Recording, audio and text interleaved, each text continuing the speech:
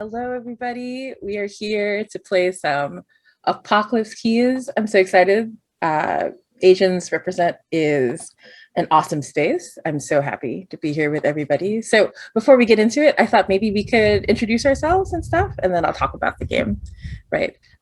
So just let us know who you are, where we can find you, what you're up to, so on and so forth. So let's start with Agatha, who set up the show. Hey, hi everyone. I am Agatha. And I am one of the co-hosts of the podcast and also the show The Wrap Up, which you can hear on the Asians channel. Oh, Agatha, Oh, your audio cut out. yeah, it's kind of No. going up and down, up and down. Hello, I'm Agatha. Is this better? Okay, good. Oh, jeez. I'm sorry. I'm Agatha and I have mic troubles always. And so I'm you can find me here on this channel on the Asians Represent Twitch and also on our YouTube and online you can find Twitter at Mighty Shrimp, my handle right there. I'll toss the ball over to Connie. Hey everybody, happy to be here. My name's Connie. My pronouns are they, he, and she. I will be one of your lovely players this evening and next week. You can find me on Twitter at @byconniechong and also on Itch.io at @byconniechong. I am the GM and executive producer behind Transplanar RPG, who is currently in the chat. That's me. We are an all transgender, people of color led, 100% homebrewed Dungeons and Dragons 5th edition live streamed actual play campaign set in an original non-colonial anti-Orientalist world. We stream Saturdays at 3 p.m. US Central Time, and we do have written recap documents available so you can just hop right into the campaign without missing a beat. I have also started putting out some modules and in the future games of my own on Itch.io, so give me a follow if you're interested in PBTA, 5th edition hacks, things that deal with heroic tragedy. If that's interesting to you, give me a follow by Connie Chong on Itch.io. And yeah, I'm also a screenwriter and an improviser, and I'm so honored and excited to be here tonight sharing this story of woe with you all. And I think that's all for my introduction. Shall I pass it along to Daniel? Yeah, I guess we're going in like clockwise manner on the overlay. Hey, I'm Daniel. I also co-host the Asians Represent podcast and the Wrap Up and facilitate all of the stuff that we have here. I am super grateful that Agatha, you are handling production today. It's nice, like not only like sharing the spotlight, but also all of us developing new skills. And I think that's what's really cool about Asians Represent. We all get to grow together and learn together. If you are new to Asians Represent, and you might have come here because you are like me, a huge Mignolaverse like nerd. You love Hellboy, you love the BPRD. Maybe you're an SCP nerd. If you're new to this and you don't know who I am one of the authors of Candlekeep Mysteries. That's the new D&D book that's out right now. I've written my own Powered by the Apocalypse game that is now available to purchase called Ross Rifles. It's a World War I game. I have my hands in a lot of design work, production work, and cultural consulting. But yeah, that's me. But I want to learn more about the creator of this game and this game in general. Who's that? Hello.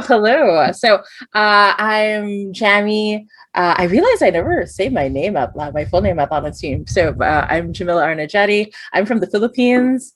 And so I created Apocalypse Keys. I love to make games in general. I'm known to be a prolific game designer just because it's very easy to make games and put them up on itch. It's released on itch.io.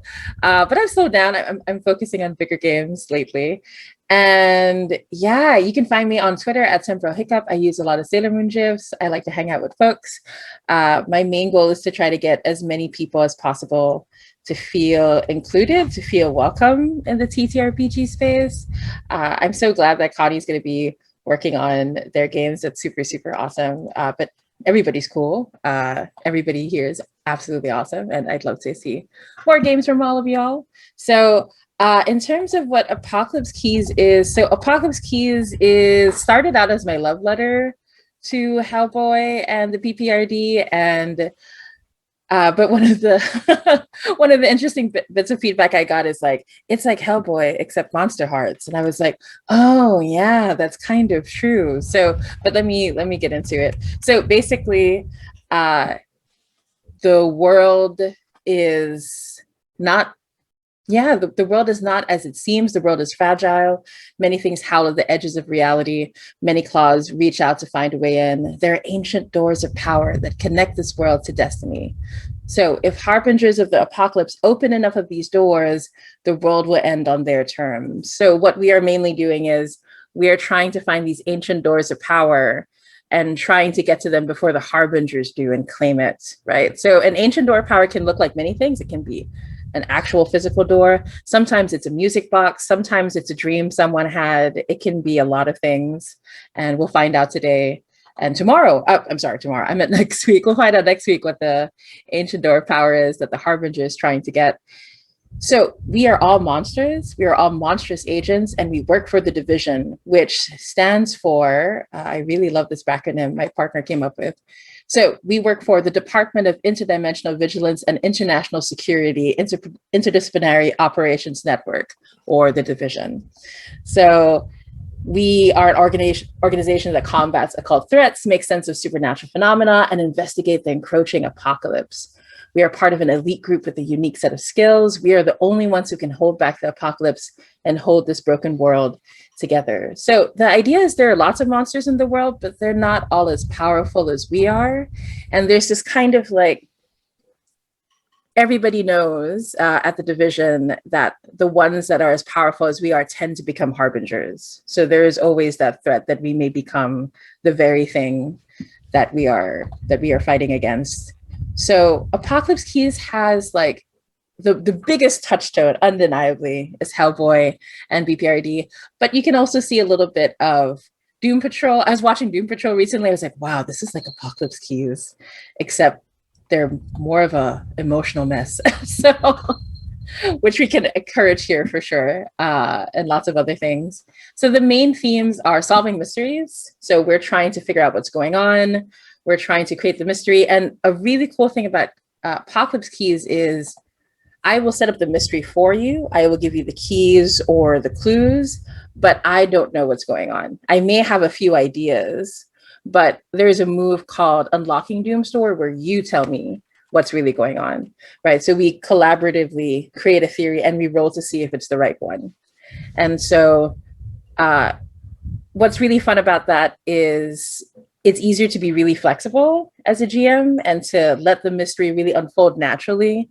And I get to include all of you in figuring out what that mystery is. So it's a lot of fun.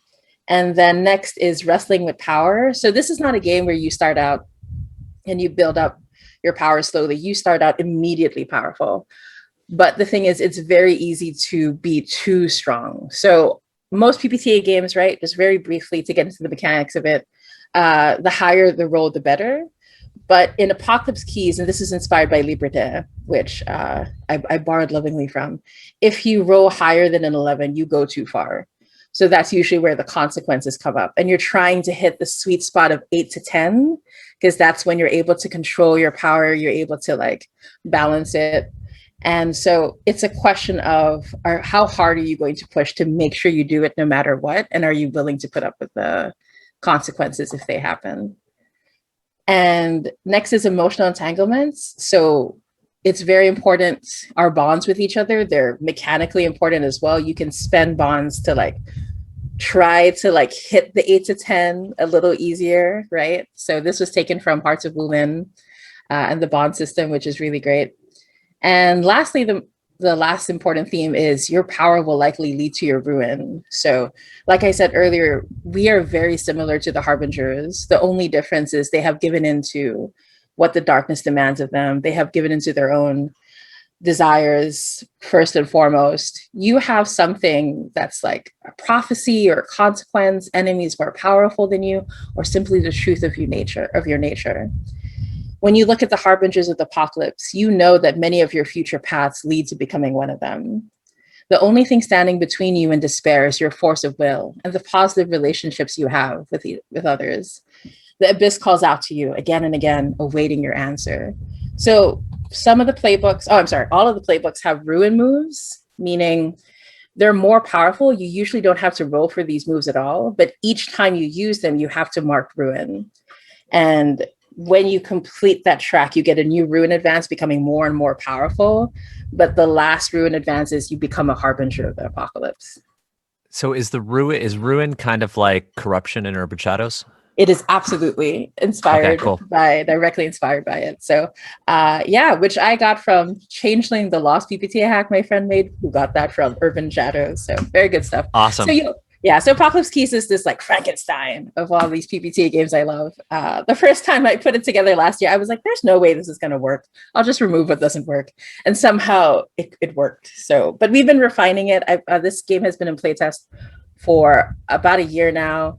I've run dozens of playtests, and I'm happy to playtest this new latest version with you all and have fun with you guys. So with that being said, let's talk about safety, because safety is super important. It's the best way we can make sure we have fun. So Apocalypse Keys has a simple safety tool built into it that you can find in the playtest edition called Green, Yellow, Red. Basically, it's like a palette where we figure out what we want to see in the game. So green is what themes, stories, and ideas are we excited to explore in the game. Yellow is what themes, stories, and ideas do we want to see less of? And red is what we don't want to see at all. So we have a few here, but I'll give everyone a few minutes, or as long as we need, to type up what they want to and not want to see in the game. Right. So we have a couple already. Yeah, I put mine in before the stream, so I'm all good. Mm-hmm. Sure. Okay, I'm good with. I have the same two for every single game I play. Nice, got it. All right, I'm excited to dive into the playbooks. Cool. I want to ask, how do we feel about romance between NPCs, between PCs? Do we want to check in first? Are we totally fine with it? For it? I'm fine with it. I love me some doomed romance. Okay, cool. Great. I'm good with it too. Yeah. Okay. Also, I'm just assuming that we're all doomed. So I don't. Yeah, I'm putting doomed romance in the green. So great. I'm like, yeah, this is totally like 10 candles. We're all gonna die at the end. The apocalypse is gonna happen. Totally. Absolutely. Okay, very cool. So our other safety tools in play are that I want to offer. We can change these tools if they don't work for us. So the first one is an open door policy, where if you need to step away for whatever reason, you don't have to explain, just go ahead and take care of yourself, whatever you need to do, even if that means leaving the game, totally fine, right? As long as you put yourself first. And the next tool is some of the options from script change I like to have in my game. So in particular, that means pause when we want to check in and ask a question, stop if we want to take a break, and fast forward if we just want to get to the next scene, which we'll probably be doing. I'll be hard framing. We'll be skipping to the next scene to make sure we get as much game in as possible. And also fast forward if like, you know what, I think I know what's going to happen in the scene and I'm not comfortable with seeing it in detail. Can we just fast forward? Totally fine. And then the most important one is rewind. If we realize after a while, you know what, I actually am not okay with what happened a while back or what happened in the last scene, let's retcon it or change it. Totally cool. We are absolutely creative people. We can come up with something on the spot just to make sure everybody's safe and having a good time. So how do we feel about those tools though? Okay, awesome. All right, so that's safety. Let's get into the playbook. So we have 6 playbooks to choose from. I'll just give like a really brief overview. Basically, the Summoned is the playbook where prophecy is like a huge deal. You have some sort of like huge prophecy that's following you. It's one of the options that you get to choose. The Summoned is the most straightforward playbook in terms of like being able to punch things, leaning into that violence, but also it's the one that's most like bound up in other people, and it's the most focused on love and relationships as well in all forms. So a good idea to know if the playbooks are for you is to look at how you gain darkness tokens, because unlike other PPT games, this one doesn't have any stats. So instead, each time that you lean into one of these things for your character, you get to pick up a darkness token and you spend them one for a roll. So if you have 2 darkness tokens and you say, I'm going to spend 1, then you roll with a +1, right? So the summoned way of getting tokens is to, when they feel unloved or abandoned, when they overreact with violence, when they ask someone to give them their best shot and not hold back, when they ask someone to love them and only ever them, or when they embody a condition that affects them. So conditions here are emotions, because you're all really powerful creatures. It's not about if you get physically hurt, it's about how long your heart can hold out as you defy the apocalypse, right? So that's it for the summoned. And then for the surge is like a playbook of someone who has even more power. Like in a monster where all the monsters are super powerful, the surge is incredibly powerful. But their themes are also about giving away that power, right, to someone else, maybe, as they try to struggle with it. So the way that they gain darkness tokens is by feeling overwhelmed or numb, giving into their power and letting it erase their will, ask someone to use their power as they see fit, or ask someone to punish them for their power. So that's our surge. And then next is the found. So the found is like very strongly a telepath. Like the moment you pick up this playbook, you will always be able to pick up everybody's surface thoughts and emotions without having to roll for anything. I will always give you that information. And so a lot of the powers focus on telepathy. There's one about walking through dreams. And so, but there's also like a darkness to the found that's interesting. Basically, you don't have access to all of your memories, and it's insinuated that maybe there's something going on there that you're not ready to recover. So the found that gains tokens by feeling frustrated or scared, reacting with uncertainty or cowardice, ask someone to listen to their wisdom, ask someone to open up their emotions to you. And then our next playbook is the Shade, which is the most investigative one. This is a good playbook to pick if you want to know what's going on, if you want to understand the situation better, and also if you want a close relationship with death, because the Shade is someone who was supposed to have died but something didn't stick, so now they're back. And so that is a thing that tends to happen. One of the things you have to choose is what form does death take to speak to you. So there is an assumed relationship there of some kind. So the way you can pick up darkness tokens for the Shade is to feel ignored or unimportant, to react with cold reason and logic, ask someone to follow your instructions, or ask someone to ignore their heart.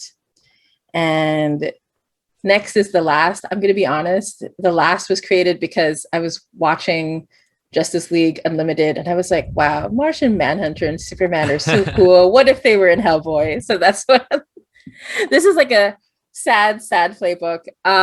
Basically, the Last is the last of their kind. It was a great tragedy that affected their people. And so this is a playbook that is, no matter what, you don't want that tragedy to occur again, even if that means becoming a harbinger yourself, right? That is what you're here to make sure never happens again. And you gain darkness tokens by feeling lonely or rejected, reacting with doubt or confusion, asking someone to tell you of their past, asking someone to doubt their future. And lastly, the Fallen is the playbook that I created for myself, because I was like, if I play Apocalypse Keys, I want to play this character. So in the Hellboy comics, there's a fallen goddess who's no longer as powerful as they used to be, Hecate. And this playbook is based on that idea. You are a fallen god or a fallen angel of some kind. You are working with your cracked, faded power. And so the main move you start with is being able to call upon and create more worshipers, actually. So it's more of a social playbook, I'd have to say. So the way that you gain darkness tokens with the Fallen is to feel others are beneath me, react with spite or arrogance, ask someone to worship me, ask someone to betray another. So those are our playbooks. Which ones are we excited about? Damn. I find myself immediately drawn. It's so funny that you said you made that playbook for yourself because I was like, I'm interested in the Fallen. Oh, awesome. I feel like it's the ones you point out, like with Malik Poyantu. You're like, a Swong. And I was like, I'm drawn to that. Yeah. I really like the Fallen, and the Shade.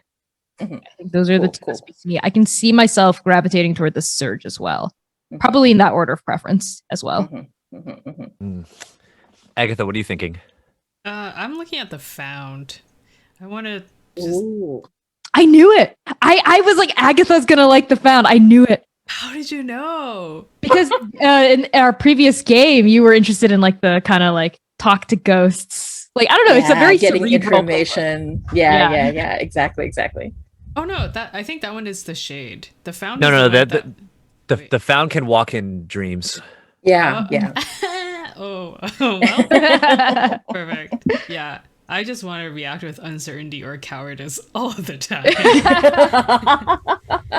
Give ourselves permission to. Yeah. Exactly. What are you thinking, Daniel? I think I'm going to be the Shade. Ooh. Oh, cool. Yeah. Actually, I was Oh, looking this at the is Shade gonna be and I was cool. like, I was already that last time, so I can't put Yeah. that. Yeah, True, I like true, the true. Shade because I also like Johan from the BPRD. Yeah, he's great. I love him so much. Yeah, very cool. So that the Shade, the Found. Do you want to stick with the Fallen, Connie? Let's go for it.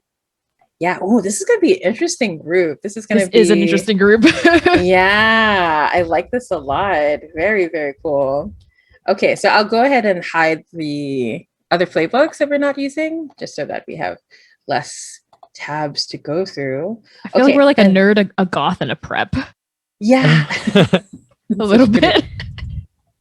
This is so cool. I've never been able to get in all the playtesting. We're both the Shade and the Founder in one game, so this is very cool. Both the investigative types that pick up info. I have had a game where the Found turned bad really quickly, turned into a Harbinger almost immediately within a few sessions. And so like when they were gone, people were like, we miss having the Found.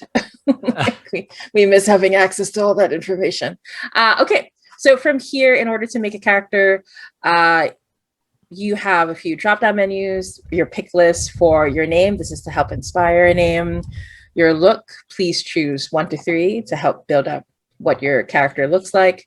Your origin, and there's always going to be like an option to just make something up. So the last option is always something else that describes so on and so forth.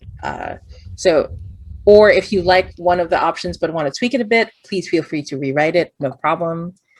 And then after the origin, you also have like a unique question per playbook. So Agatha, for the Found, what replaced most of your memories? For the Shade, what form does death take to speak to you? For the Fallen, the question is, who are the gods who taunt you? And then after that, you get to choose 2 powers of darkness. And so this is like this is mostly narrative positioning, like how you interact with the world, how your powers of darkness define you. Let's go up to there first, and then let me know when you're done choosing your powers of darkness, and I'll guide us through the rest of character creation. So if I'm the Shade, am I corporeal or am I incorporeal? It's up to you. Or is that up to me? So I could Yeah. literally be undead in this case then. Yeah. Okay, I've had a hot zombie character at one point. Okay. They were inspired by, what's his name from Fallout 4?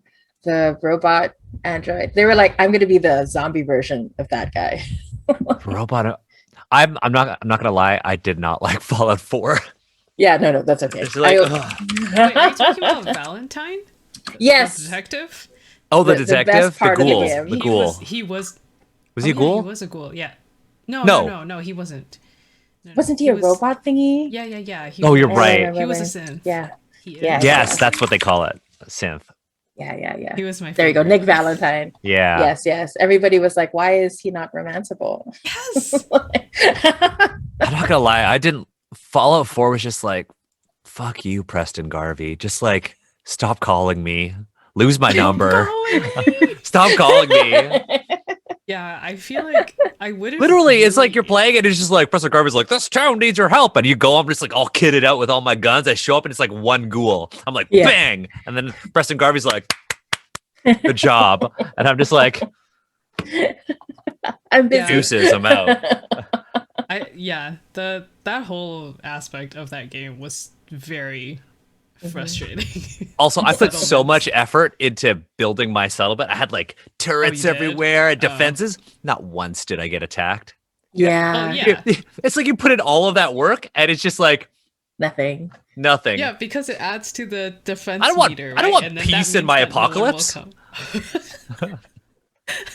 What is this? Yeah, no, I was really annoyed with that specific aspect.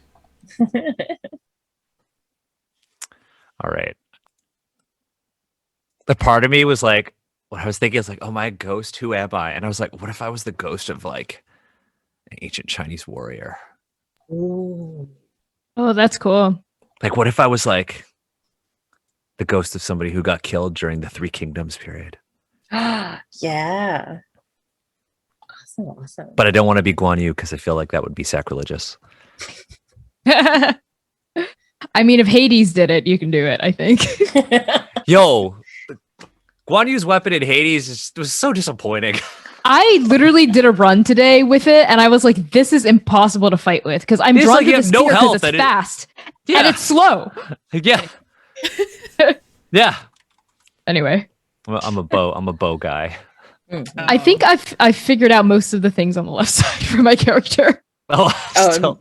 I'm just like bam, bam, bam. Wow, Connie, just God, speeding okay.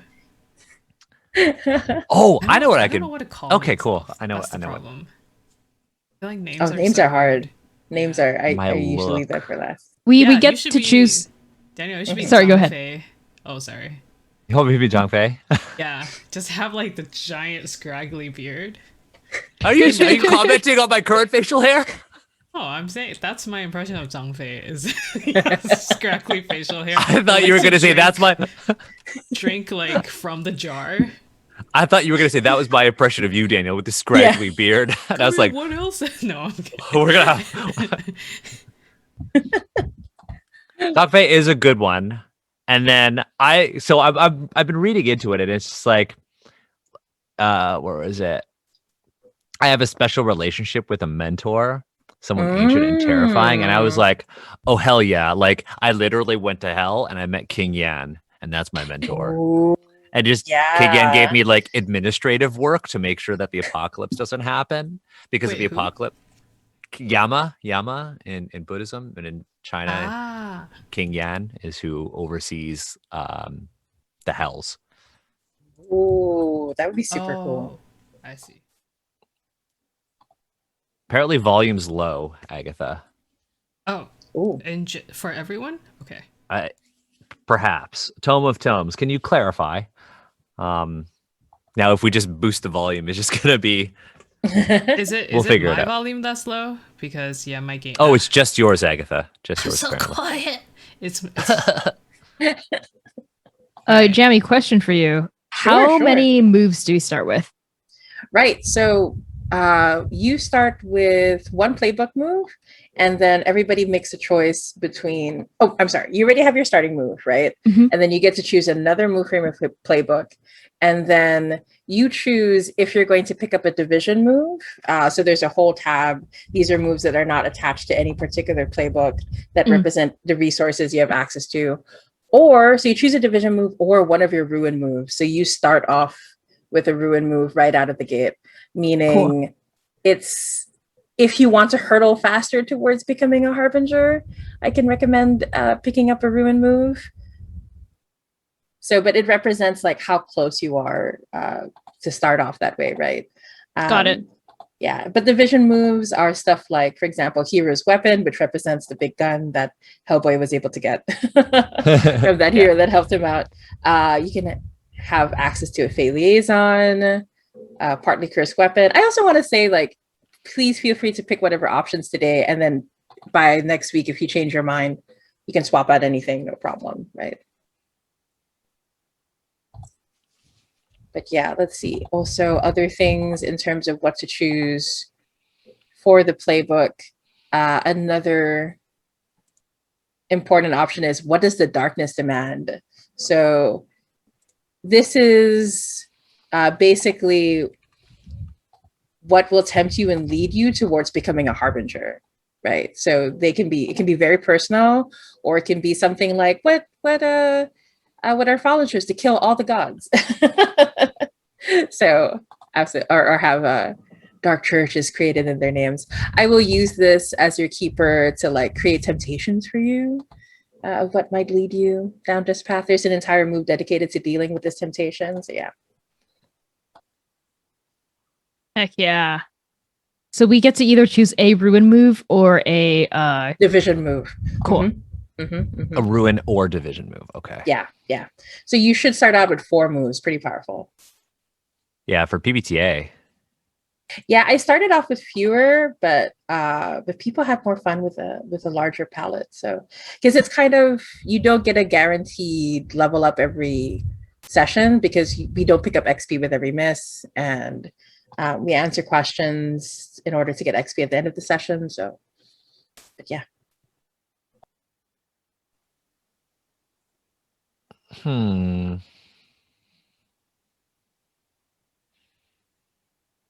Oh my gosh. Wait, Daniel, so if you're choosing the origin story of like you were someone else, I also have chose for my origin, I was found in an ancient tomb and wear the face of a legend. Oh fuck. But does that mean that person is actually me? Not necessarily. Okay, here's the deal. If you wanna wear the face of a legend, my look, I can instead be, I could be a face that can never settle on anything real, or an aura of strange glowing colors.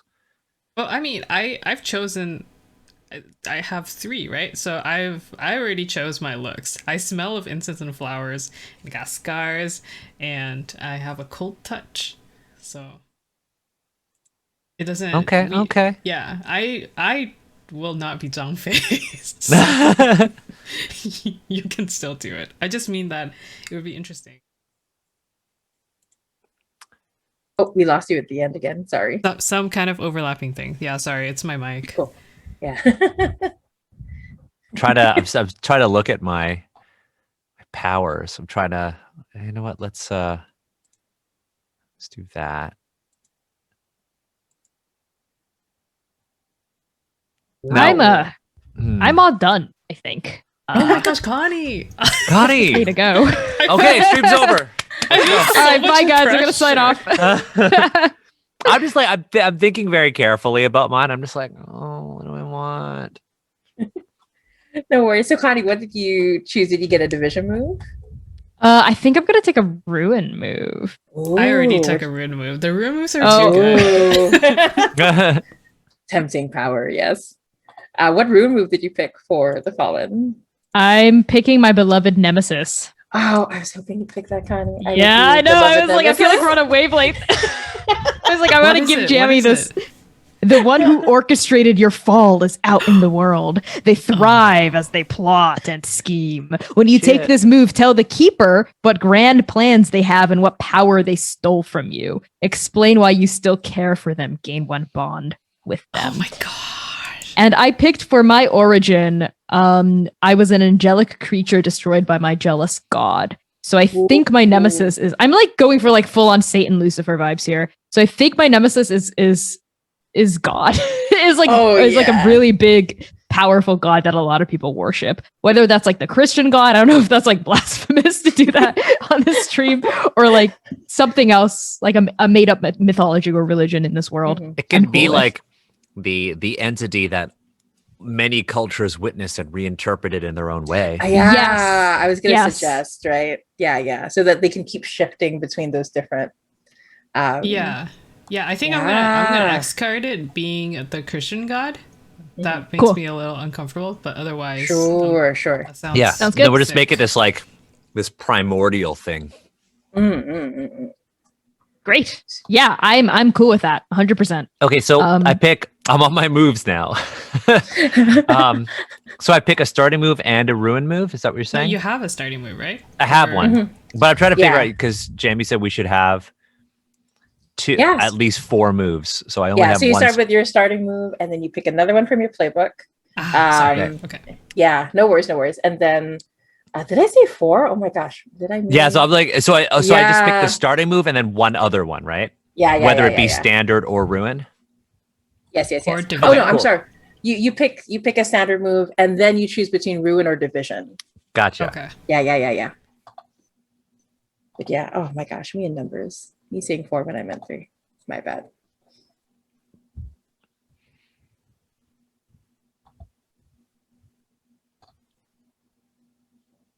Okay, I'm gonna pick Death Walked Here. Oh, nice.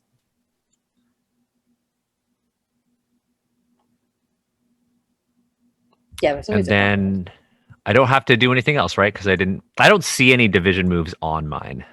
Oh, so there's You have to there's click the another end tab. Yeah. So there's another tab after situational moves where you can see all the division moves hanging out there. Oh, My bad. But yeah. oh, those are cool though. Dang it. Okay. Say goodbye to Pat. No. I'm gonna keep. I'm gonna keep that standard. So standard move and then either ruin or division, right? Yeah, Is that what we said? That's Okay. right. That's right. Mhm. Maybe I will take a division move.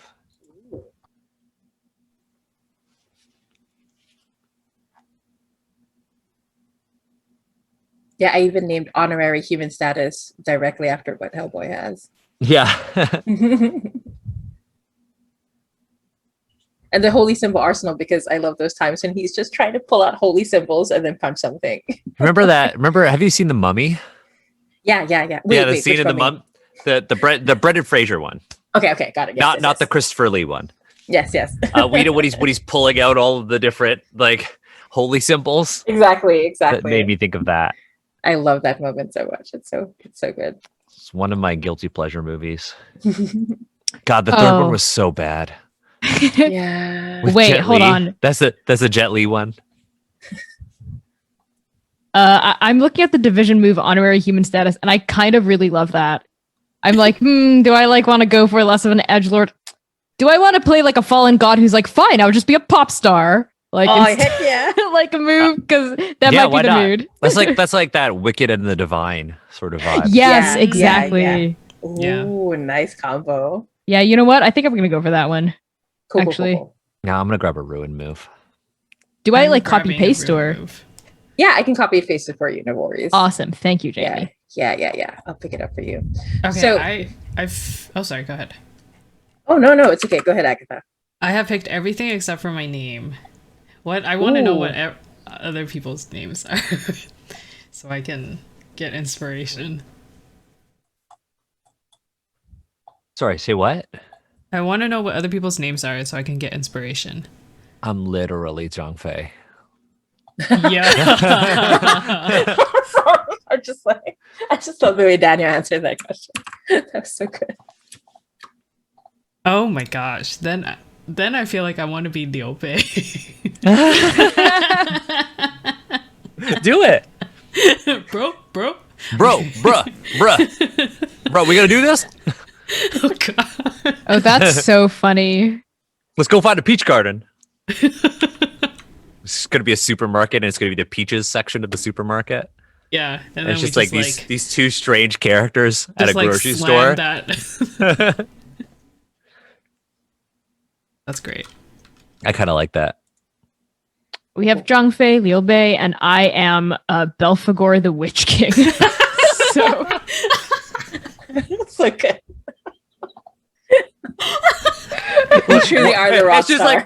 like we're at the grocery store. It's like, what up, bruh? We're like lifelong brothers, even after death. Hey, I'm Belphegor. you guys gonna eat that? Can I? Come on.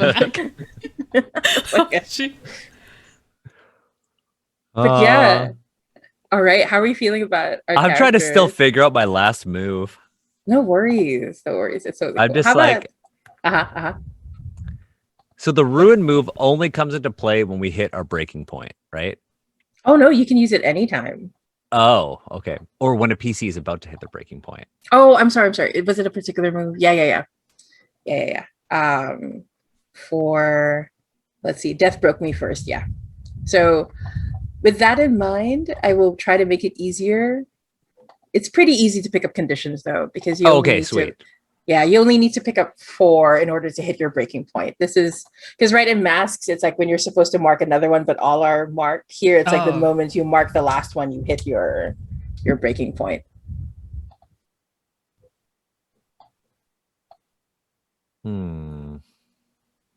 But for a 2-shot, I might recommend something that's easier for you to trigger. All right, I got one. I picked Death Always Leads to Life. Ooh. I love these names. Thank you. But yeah, how about for the found? What did you pick for a ruin move, a division move? Oh yeah, I picked a ruin move. These ruin moves are so good. I can't say no. Agatha's not going to pick a division move over like a move that's like drama. Yeah, it's true. This will destroy me? Yeah. Yeah, I'll take this.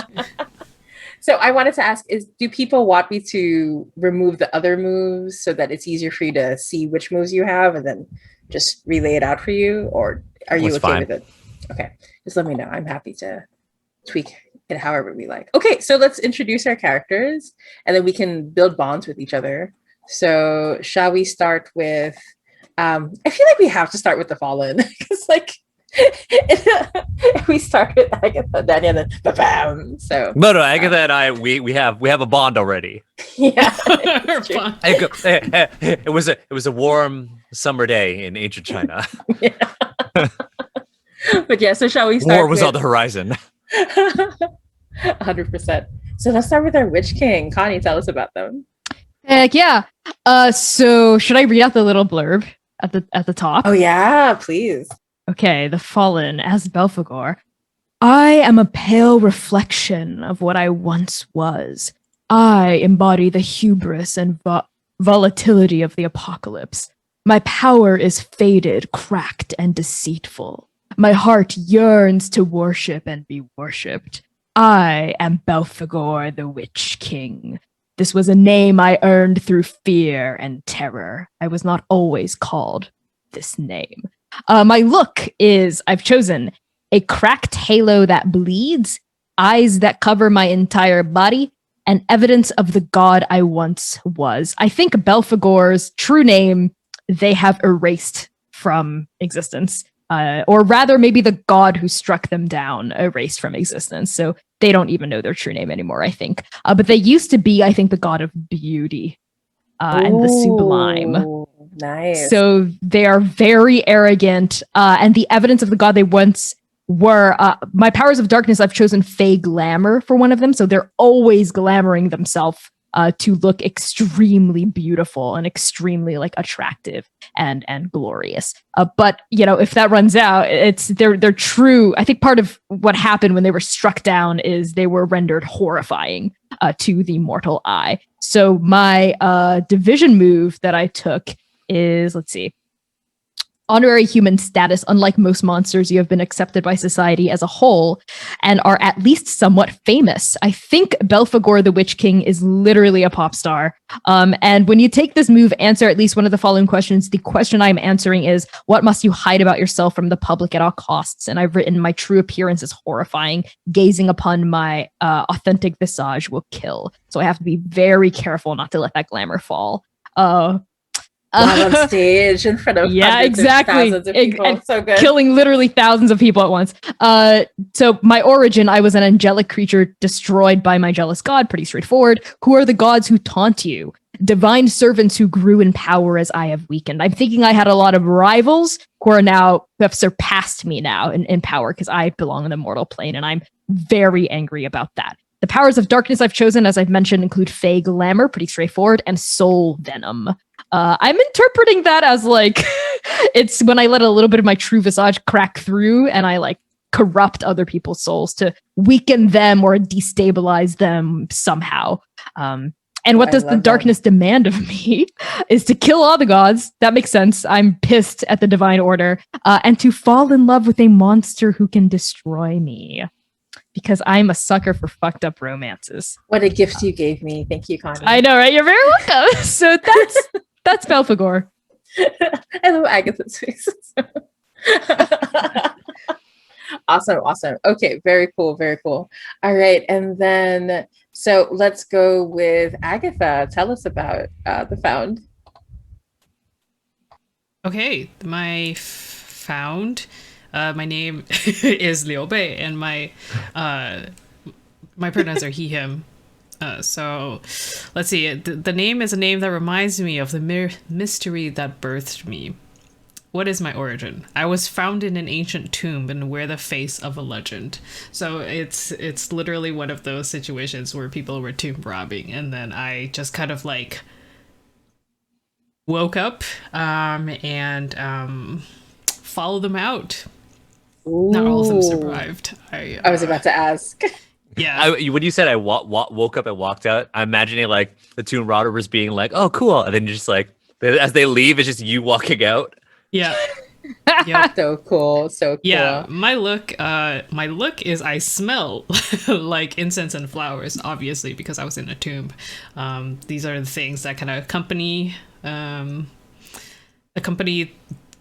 what people like to give to the dead. So I can't shake it. It's always like people always smell death on me in that way. I have a lot of scars from a time I cannot remember, and I don't think I really care at this point. Or not that I don't care, it's more like I tell myself I don't care because I don't actually want to know is what that's like. And I have the coldest touch and warmest expression because I'm a very nice person, but I'm also a corpse. So it doesn't feel nice to touch me, especially in winter. Let's see, what replaced most of my memories? What I chose for that is for Liu Bei. It's waking dreams that overlap with aspects of my reality. So sometimes it's just people probably just think that I'm high because it's hard for me to, like, I'll talk about things that I'm like, yeah, this or that, or like we'll be sitting inside and I'd be like, yeah, the snow is heckin' cold, but it's like in the middle of summer and we're inside. But for me, it's like it's hard for me to tell those things apart. So nice. I really like that. So there's no real, like, it's hard to discern between them both, right? Yeah. Nice. My powers of darkness are telepathy and mind blasts. So I don't think I can always like read people's minds and thoughts. But I can catch like snippets. And then I also have ancient weapons of magic, which I just realized that they didn't have any special weapons. So I'll figure that out as it goes. Look, you could change. You could change history. Yeah, or maybe he didn't have weapons because history erased them, right? Like, removed. Yeah, that's right. Yeah. Yeah. This is the real history right here. Yeah, maybe I have like a set of bells that I wear on like a crossbody belt. Anyway, yeah. And then like I'll like different ones like do different things, but basically I flick those bells and then. That is so cool. I like that so much. Weapon. Yeah. I'm seeing the wuxia, like, close-ups right before you like hit the bell, right? Awesome. So great. Very cool. So what does the darkness demand of me? Well, first of all, I have to meet my cruel maker. And this has to do with the scars that I say that I don't care about, but especially in cold days, they do hurt, and it's a reminder that I can't forget that I was made by someone. And also, on the other side is I have an urge to create an army of mindless puppets. I try really hard to fight it. Like, that's not a thing that I want to acknowledge, but that is... that's sometimes that's your monster's nature, and you can't You just always. want the three kingdoms warring states to happen all over again. I just want to have control over people, I think. There was a time when I was powerful. Powerful not in terms Ooh. of martial prowess, but in terms of the way that my words affect people. And apparently that is a thing that I am now obsessed with. Damn. Yeah. I love it. I But love it. I love it. I don't talk about that. I don't talk about these ambitions that I have. Yeah. Should I talk Absolutely. about my starting moves or Oh yeah, or sure, the sure, moves that I sure. picked? I don't Yeah. remember. Okay, so my starting move for the found is you can't hide your heart from me. So I'm sensitive to surface thoughts and strongest feelings of those around me. Basically, yeah, that's kind of tied in for me with the powers of darkness. Like, I just sometimes I feel like that was the strength of the obey is that he can kind of like people want to follow him because he gives them what they want or like in terms of like ideals and like emotions and stuff.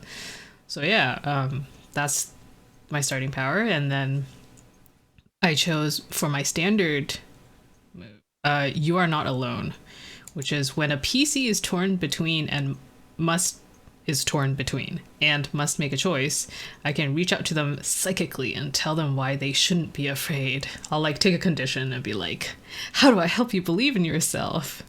Yeah. So that I'm like rah rah, you can do it. And Yeah, then yeah, awesome. on the other end of the spectrum, the rune move that I took is where do you end? Where do I begin? I know that the heart is such a strong but fragile thing. When I know the desire or emotional state of an NPC, or a PC if invited, I may touch them and alter it. And then I'll mark one rune and choose to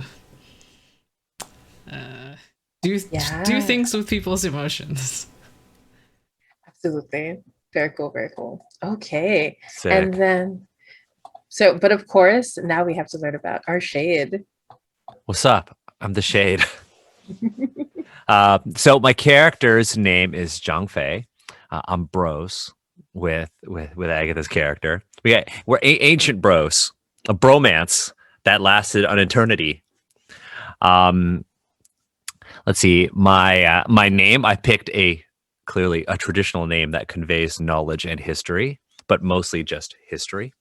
My look. So I picked a vaporous body contained by a suit. But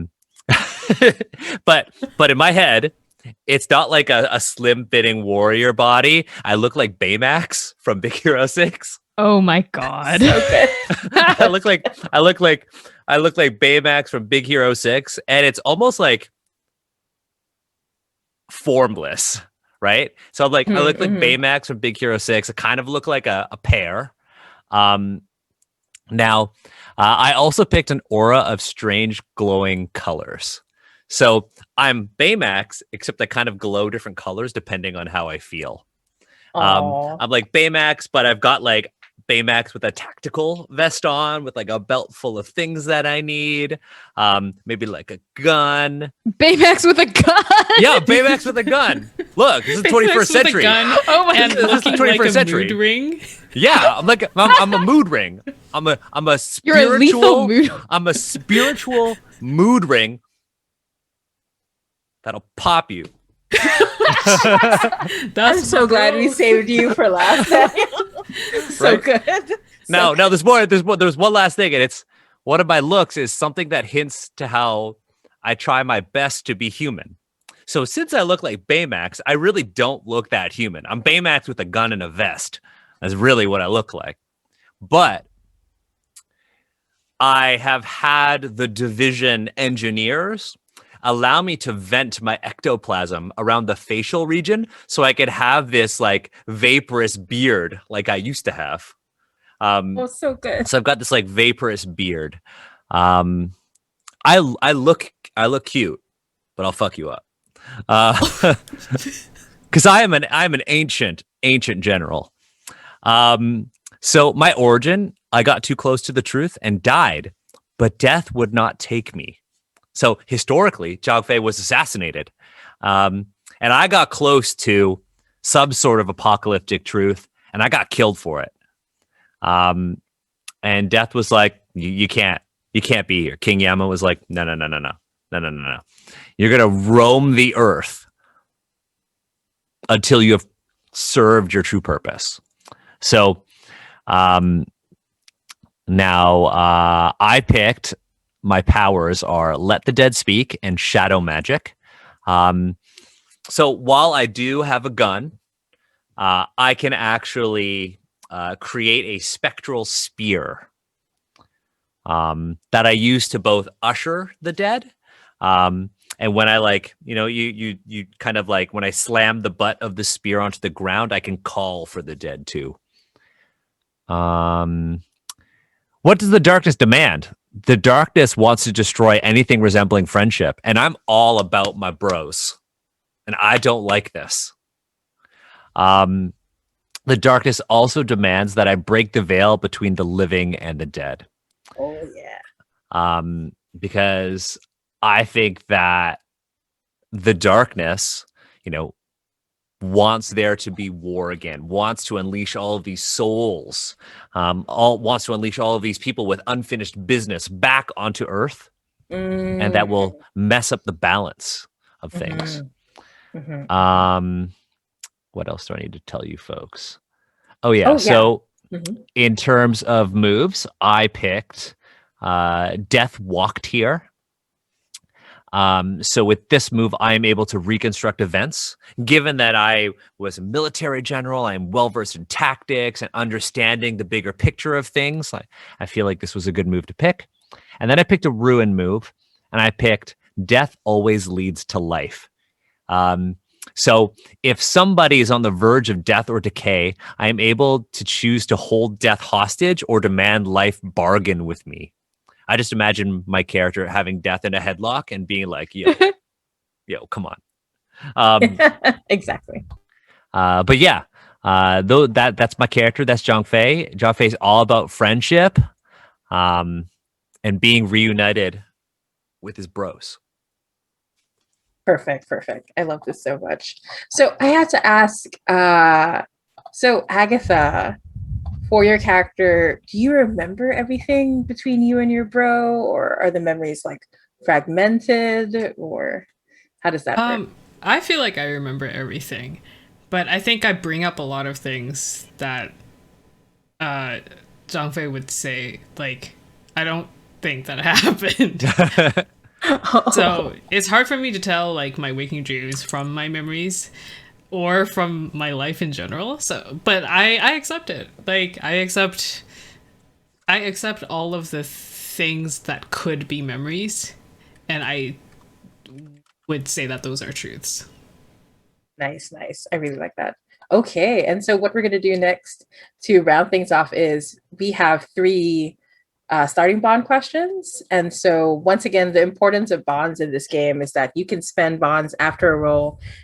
Each bond will give you a +1 or -1, depending on what you want, to help you get that sweet spot to help you when it matters most for you. And you can spend as many bonds as you like per roll. So with that, everybody has the same last question, which is, why am I tempted to give into what the darkness demands?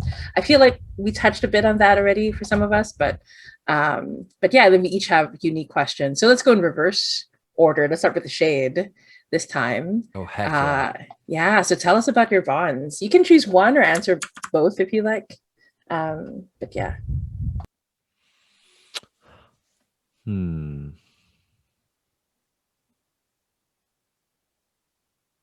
Oh my God, I have to think about this.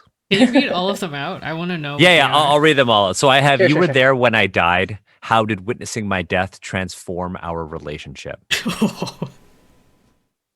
Interesting. There's another one is, I love you, but I can't accept it. Why do you allow me to remain ignorant? And then there's, why am I tempted to give into what the darkness demands? Right. So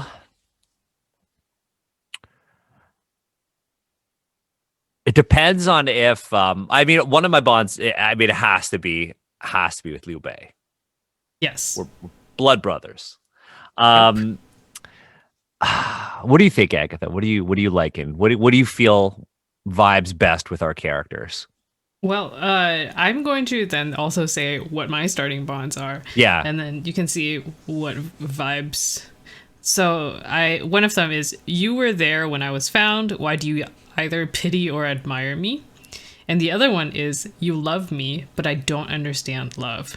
Why won't you give up on me? And of course, the last one is the same. Like, why am I Okay. I like the idea of me being there when you were found because I'm a spirit and you're a physical entity, right? Yeah.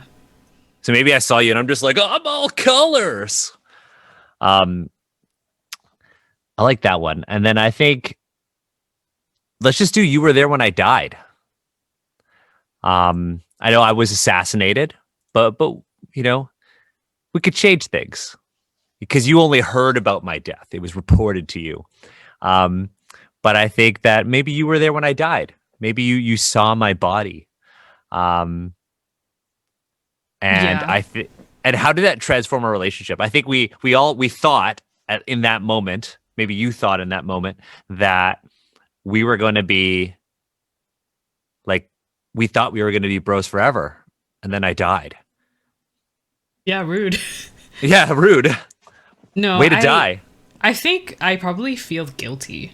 I feel responsible for your death, in some way. Like I just like, I don't know. Like we're bros, and like we're supposed to like I'm the oldest one, so I feel like I should, I don't know, take care of you in some way. Yeah. Oh. So in the bonds section of the character sheet for that one, since I picked the you were there when I died, do I put Liu Bei next to the 1 on the bonds? That is correct. Table? Yeah. Okay. Yeah. Perfect. Okay, so do you pity or admire me? I think I admire you because you have a physical form. Ooh. Oh, interesting. Yeah. Right? Because I was a mighty general. And now Right. I can't really fight as much. Like this spear, this ectoplasmic spear is all for show, right? But you can actually be mighty like we were. And so I think I admire you for that. I don't think I'd be jealous because, sworn brothers. But I think I would admire you for that. So good. Perfect. So does that mean for Zhang Fei that you were picking our rock star for the second question? Yes. So I think that I'm really enamored with the rock star's music. Oh my gosh. What is this? This is so different. Oh my gosh. What genre of music? Exactly, I was about to ask. Okay. What's the music like? Is it like glam Let's rock? go for rock. Like rock. Like modern Okay. rock, like think like fucking The Pretty Reckless. Oh, okay. You're like a Taylor maybe- Momsen sort of Maybe character? like more like Audio Slave. Okay. Okay. Maybe Rage Against the Machine a little bit. Okay. Okay. Yeah. So like really hard, like hard rock. yeah. So I think that I love you, but I can't accept it. If that's is that okay with you, Connie? That is fine with me. Wait, why can't So you it's like- accept it? It's because Why? I'm like I think it's like.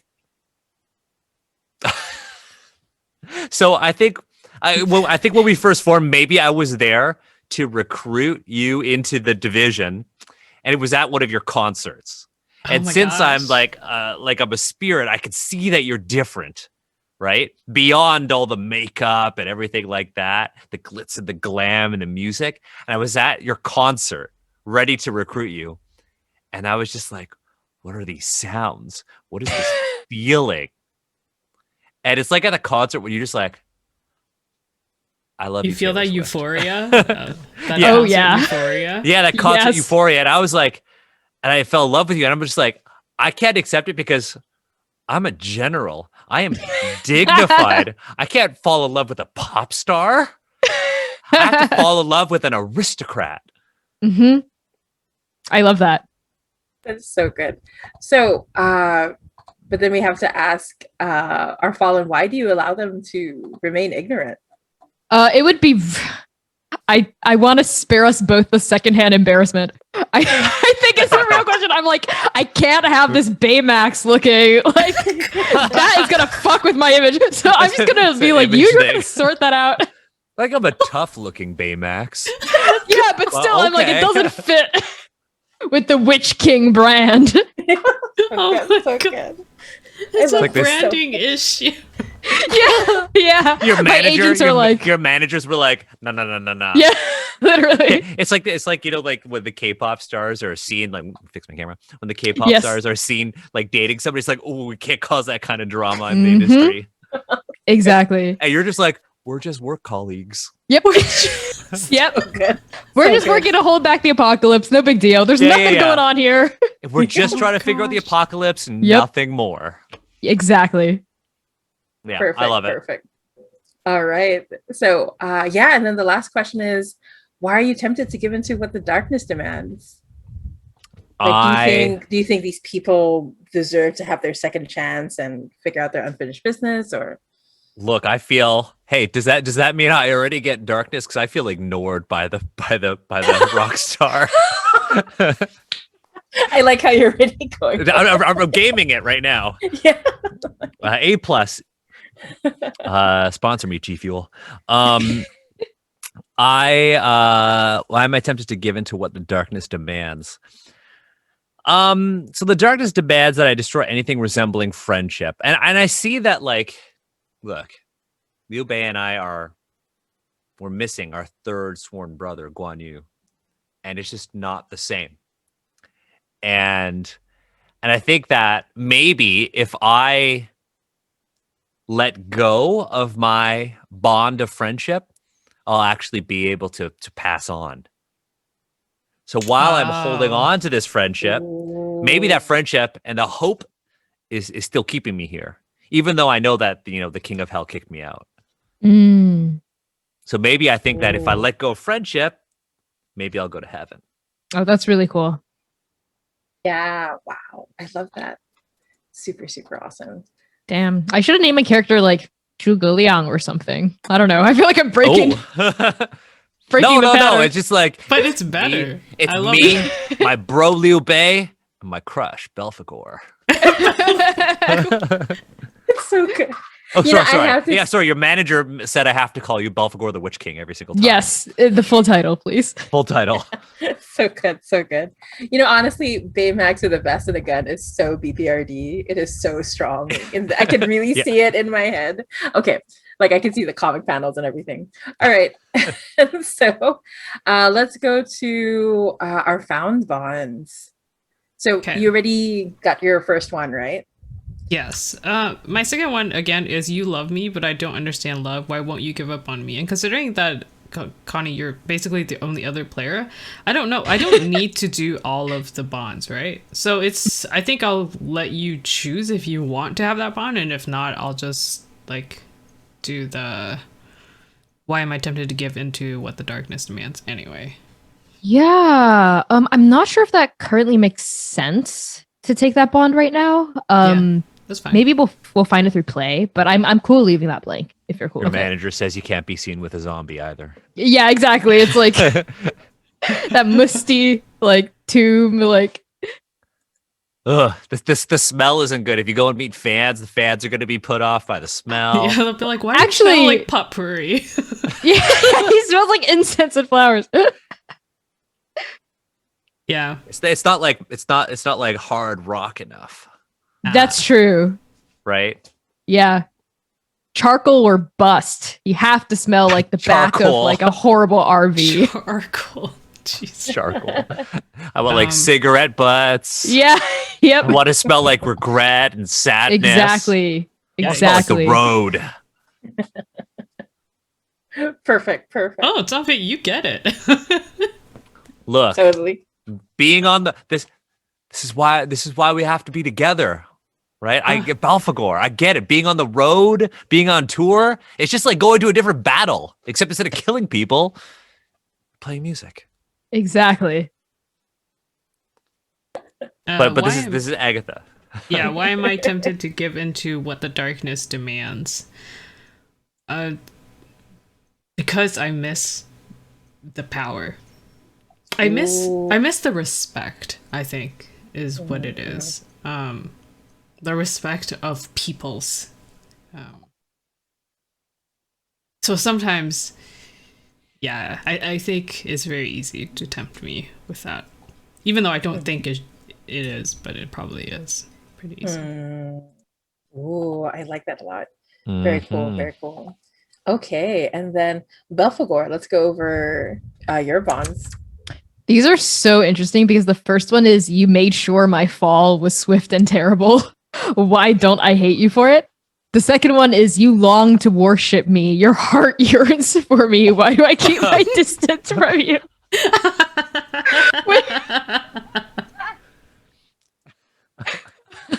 And the third one is the one we all have. Yeah. So I think we know. I think we know where the second one is. I'm just gonna put down Zhang Fei for that. Yep. Okay. That's so funny. Like I'm trying to go to sleep and you're just standing there, like over my cot. Just like this glowing Baymax, different colors. Wait, what's my the sleep color? paralysis demon? Oh god, that's too real. What's the color of having a crush? Oh, I think with this.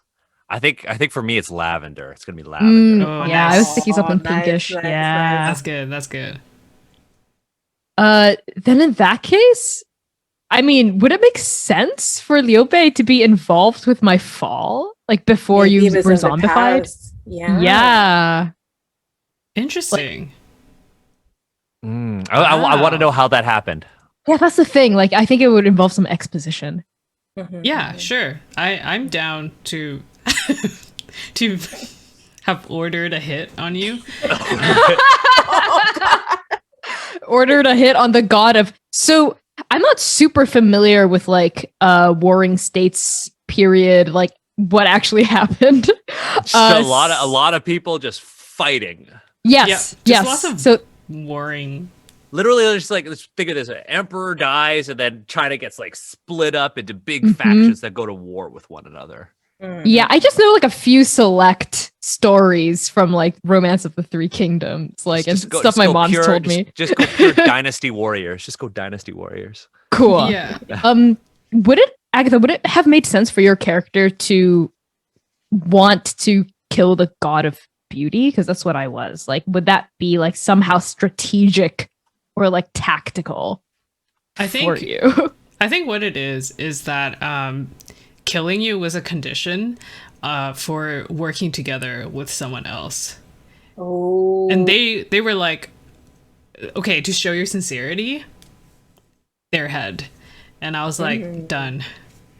So it's yeah, I think Did my jealous god ask you to kill me? So Yeah, they I think wouldn't have to so. do it directly. Okay. yeah. That makes sense. So that means you have a connection with the god too. That's Yeah. cool. I'll put you down. So then So why don't my- you hold that against me? Yeah. Yeah. I think I really wanted to, but after seeing you like in your new state, I'm like, bruh, it'd be like kicking a puppy. Like, I don't know. Like, it doesn't sit right even with me. I'm like, I think I don't hate you for it because one, you still don't have all your memories back, right? Like, is that Oh yeah. is that true? Oh, I'm not. Once Liu Pei's memories are back, he'd be like, "Now I can hate you." Exactly. I think I want to fight you on even ground. I want you to know okay. everything you did to me and why, and then I will like be able to like throw We're gonna throw down. Throw We're gonna down, meet exactly. We're gonna meet outside the office. Yeah, right. But I want a fair fight. I want you. I want to. Yeah, Make that's ahead. true. choose.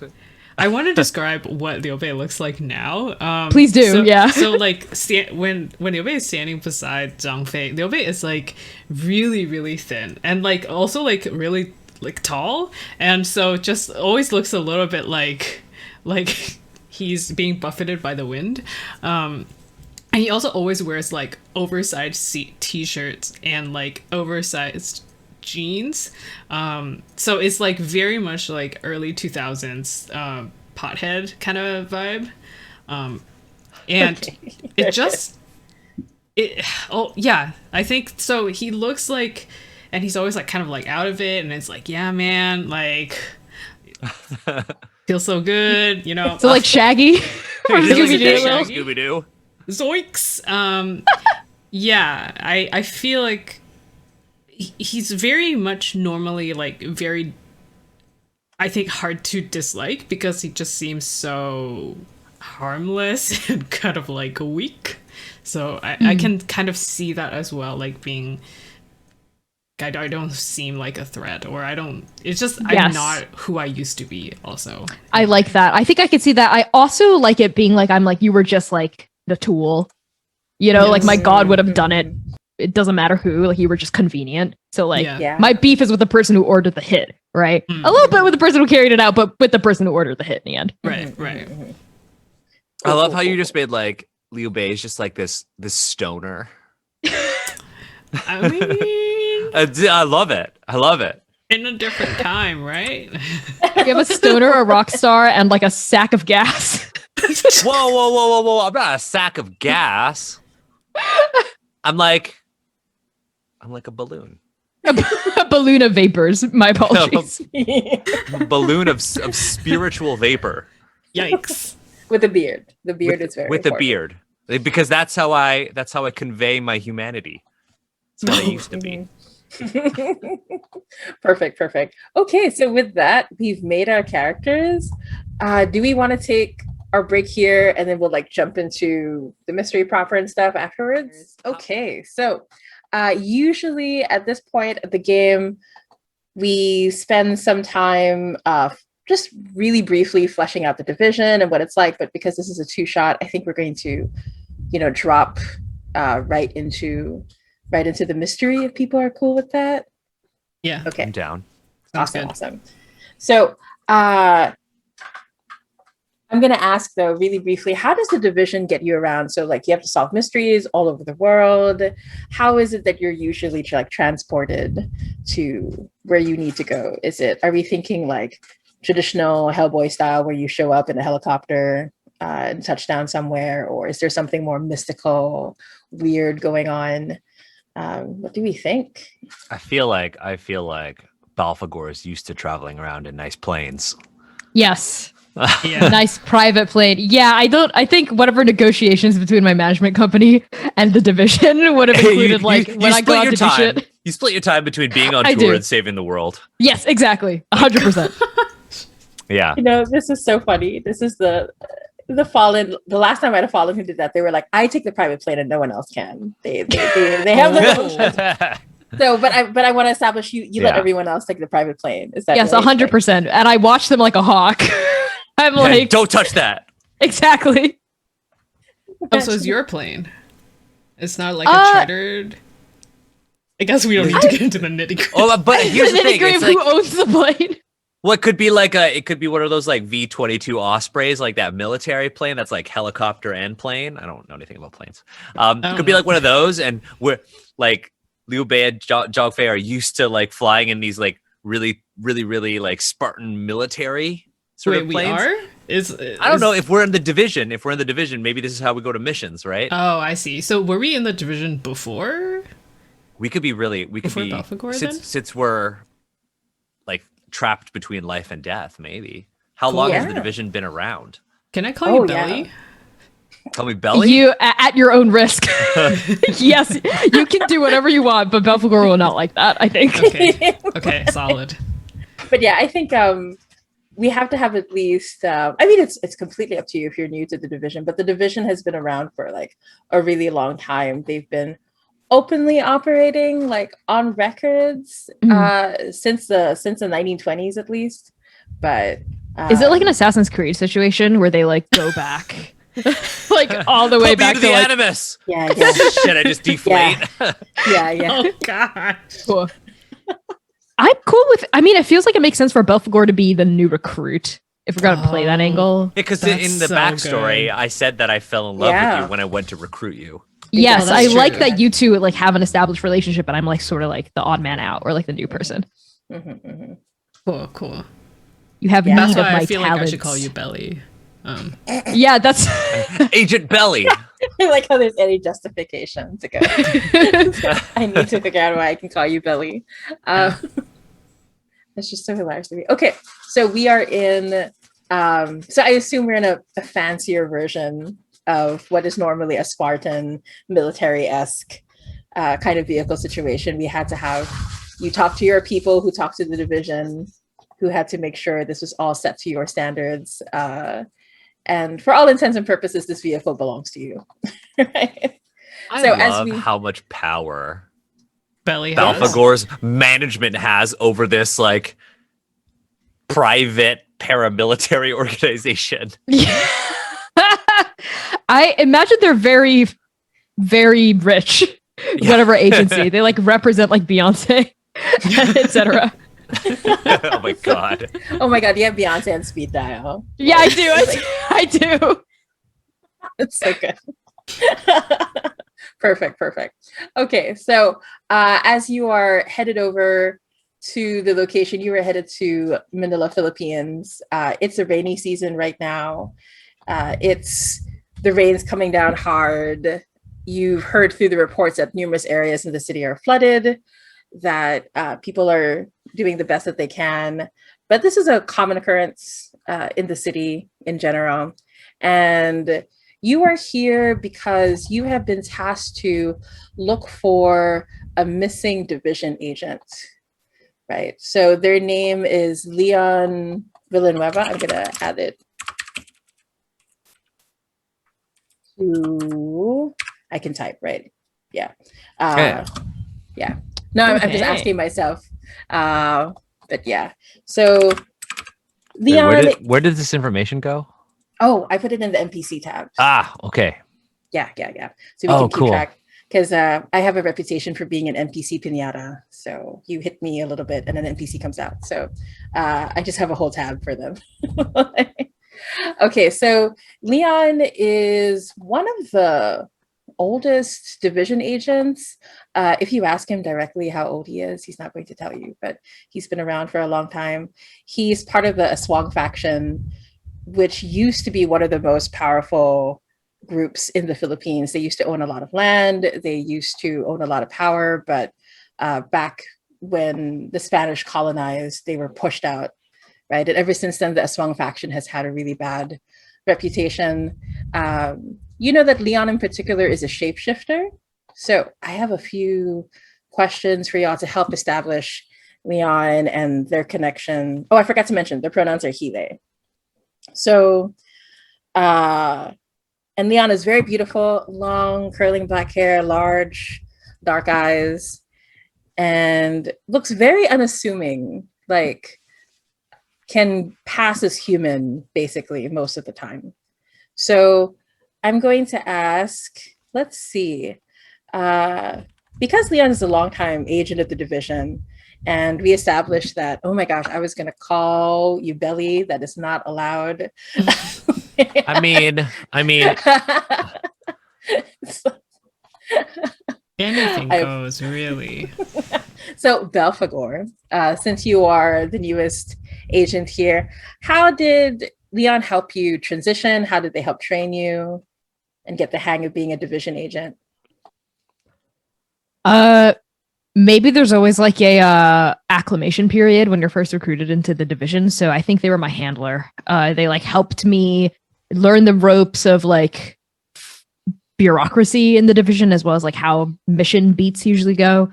Maybe they like went to bat for me a few times when, I don't know, is this my first mission or? Oh, yeah. What do you think? I feel like maybe you at least went on a couple with them. Okay. Right? But maybe this is your first like full agent. Yes. Full, with like, no one watching me. Yeah. Without a handler. I like that. Yeah. So they're sort of my I feel a little mentoring. insulted because I went to recruit you. Yeah, exactly. But I was like, I think it's because I'm like, whoa. Yeah. Did you ask for my autograph? Yeah. Wait. Like maybe you always have on hand the thing to autograph with, but you haven't. I do. Like, 100%. No. I always do. Perfect. Yeah, but that's a good question actually. So Leon was the handler and everything, but Zhang Fei, why did you let Leon handle Belfagor completely? Like, why were you very hands off about the whole thing?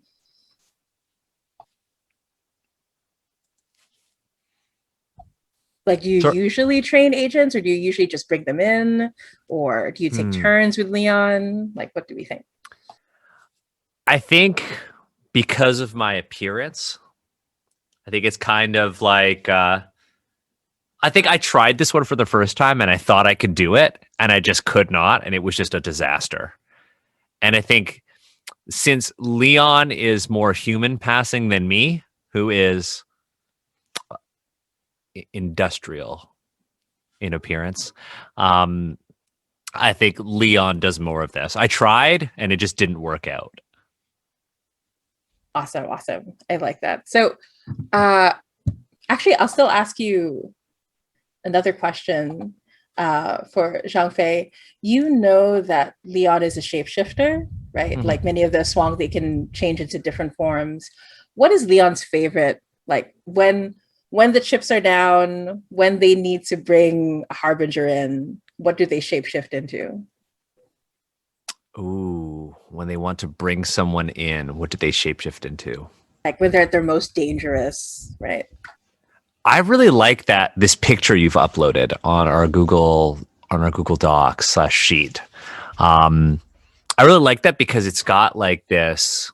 It's disarming in a way, right? Leon looks human, but that like gold streak through the hair and the gold around their eyes gives off this sort of like ethereal sort of feel to them. And I really like that. And I think Leon does that because they know that it's disarming. And this is definitely the appearance that Leon had when they first met Balfagor. Ooh. Nice, nice, nice. So is this also like when they're so is the creepy thing like when they need to fight, they still have the same appearance, like very little changes? I think when they need to fight, yeah, I don't think their appearance has any effect. I think Leon is strong and capable regardless of what they look like. Ooh, I like that. Very, very cool. Yeah, because I don't think Leon's form really changes how strong they are, right? So I think if Leon takes on a thinner, more gracile form, they are just as strong and just as capable of knocking you out. Nice, nice. Very cool. So, Liu Bei, a question I have for you is, you know that Leon used to be the leader of the Swang faction. You know that Leon is actually not their name. They had to take on that name after they were stripped of their status before they became an agent of the division. But you're one of the few people who know why they're no longer the leader of the Swang faction. What happened? I'm pretty sure. I mean, don't say that it was quoted from me, but I'm pretty sure that they were usurped by their youngest kid. Ooh. So, kid is not as good as Leon at keeping the faction in check, but hey, it's their family. Yeah, yeah. Ooh, I like that a lot. That is very, very cool. Perfect. Okay, so with all of that, like I think like as we see you like coming in, the rain is pounding, we see like different shots like of memories between all of you and Leon, right? As we come in. And so your contact person is waiting for you on the roof. In particular, you're landing on a building in Cubao. And so this area is perpetually like clogged by cars. Like you can see the car lights, the headlights shining through the rain. There are several buildings. There are some call centers in the area. There are some shopping malls. And as you land here, you can see like an aging train station on the side as a train comes in clacking through. And your contact person is waiting for you on the roof. And so, yeah, I want to ask, because I can't resist but ask these questions of Connie. So, Belfagor, who's your contact person that's waiting for you? Why are you not happy to see them? Okay, I think he's a hard ass. Hard ass by the name of. Do I get to name him? Or like Absolutely, sure. Okay. I think he's a hard ass by the name of. I think he goes by Obsidian. And he is very much like perpetually like disappointed. Like he's very like always expecting me and us to fail. I think he's a human. But he's here because he wants to save the world, but he doesn't like that we have to work with monsters, you know, and I think he never really truly trusts us and thinks that we could snap at any moment, which is not necessarily false, you know. So he has a reason to fear and hate us. Yeah, absolutely. Are we thinking he, him pronouns or he, they, or? I was gravitating toward he, him, but I'm cool with whatever pronouns. Yeah. Let's stick with he, him. So I already put in a picture. Let me know. If oh my cool God, you're ready. You are ready. I have like Pinterest open. Like I have 18 tabs of like possible. Oh my God. Love it. So Obsidian is there. You can see like, so they have an umbrella. The rain is pelting down, but they're one of those annoying people who just know how to stay dry under umbrella, no matter how hard it rains. And as you come down, as you land and walk towards him, you see him like fight off a sigh. His face remains impassive, and he pointedly ignores you, Belphegor, which is so unseemly. How can anyone tear their eyes away from you? I know, right?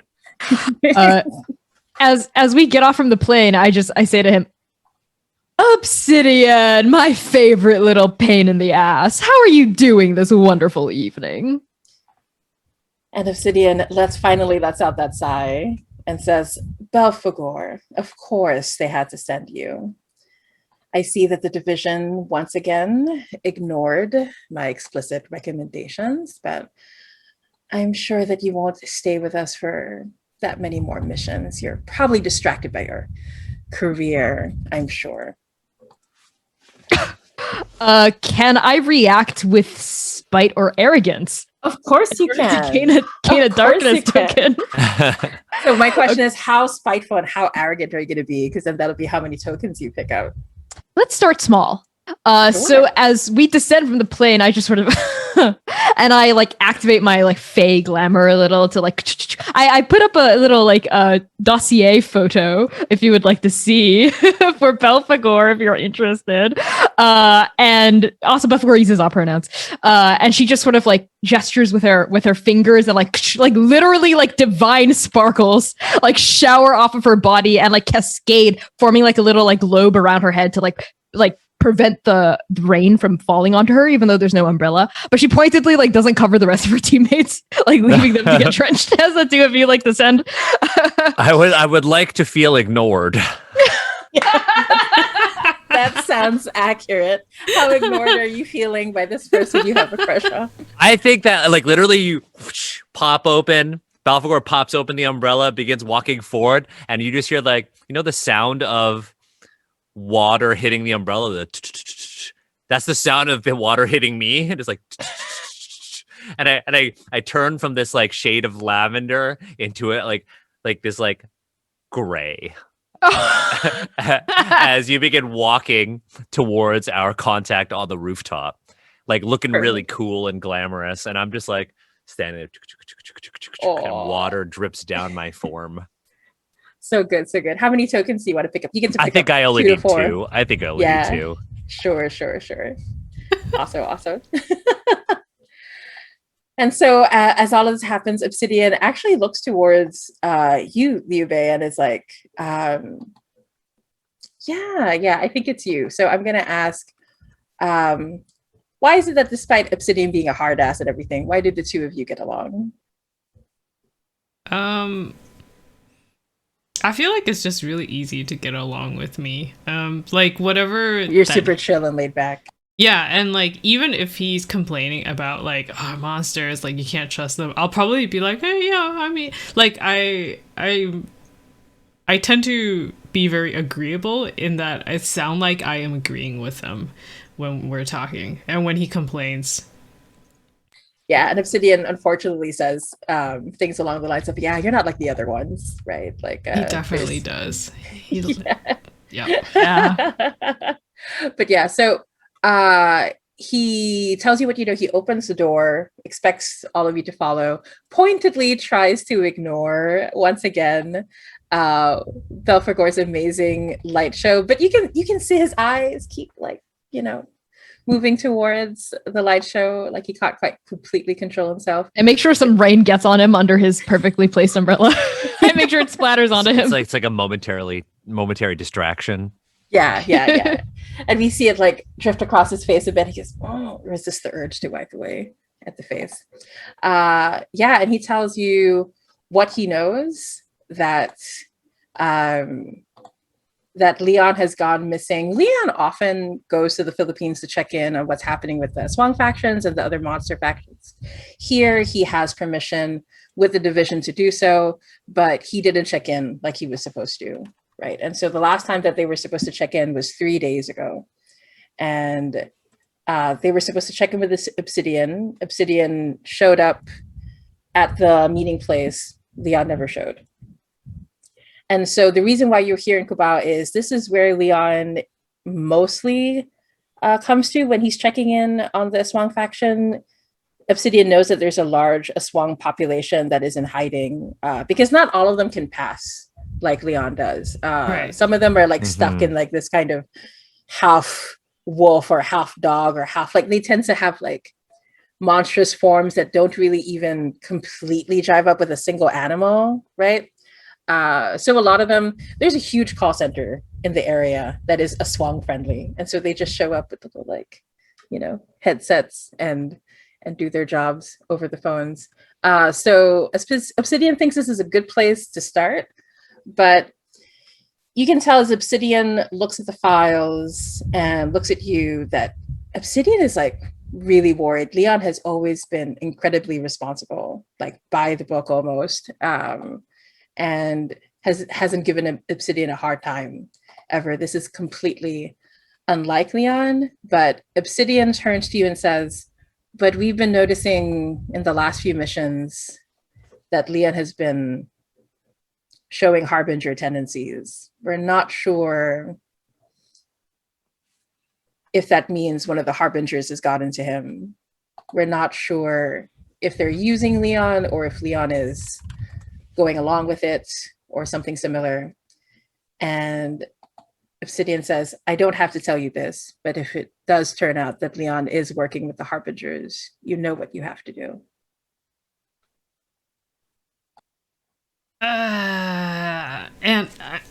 So I have a question for you, which is, does Obsidian know about Leon's like family situation with the Aswang or no? Yeah. No. Okay. You're one of the few people who know. Okay. This is not information that the division has. Right. I mean, yeah, I know the protocol, but I don't know if this really has to do with that, Obsidian. I mean, yeah, we'll look into it, of course, but how long has it been since Leon's gone dark? Let's see. 2 weeks. 2 weeks? And we're just finding out now? He was supposed to check in 3 days ago, and he didn't. You know what the protocol is like. We don't have as tight as leash on you as I like, and you're allowed your freedoms. I mean, some of us more than others. Simply like not looking at Belphegor. Are we still on the roof at this point, or have we like descended into the call center? Yeah, you descended into the call center area proper. You can see like there's several cubicles. It's one of those horrible like open cubicle kind of spaces where like only like part of it is covered.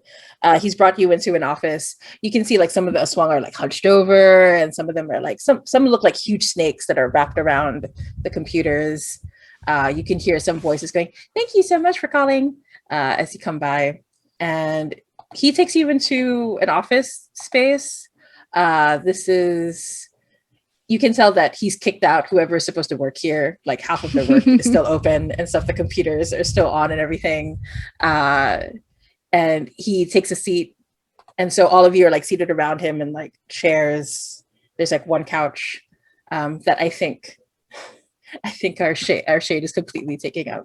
Oh yeah, 100%. It's like this huge couch area.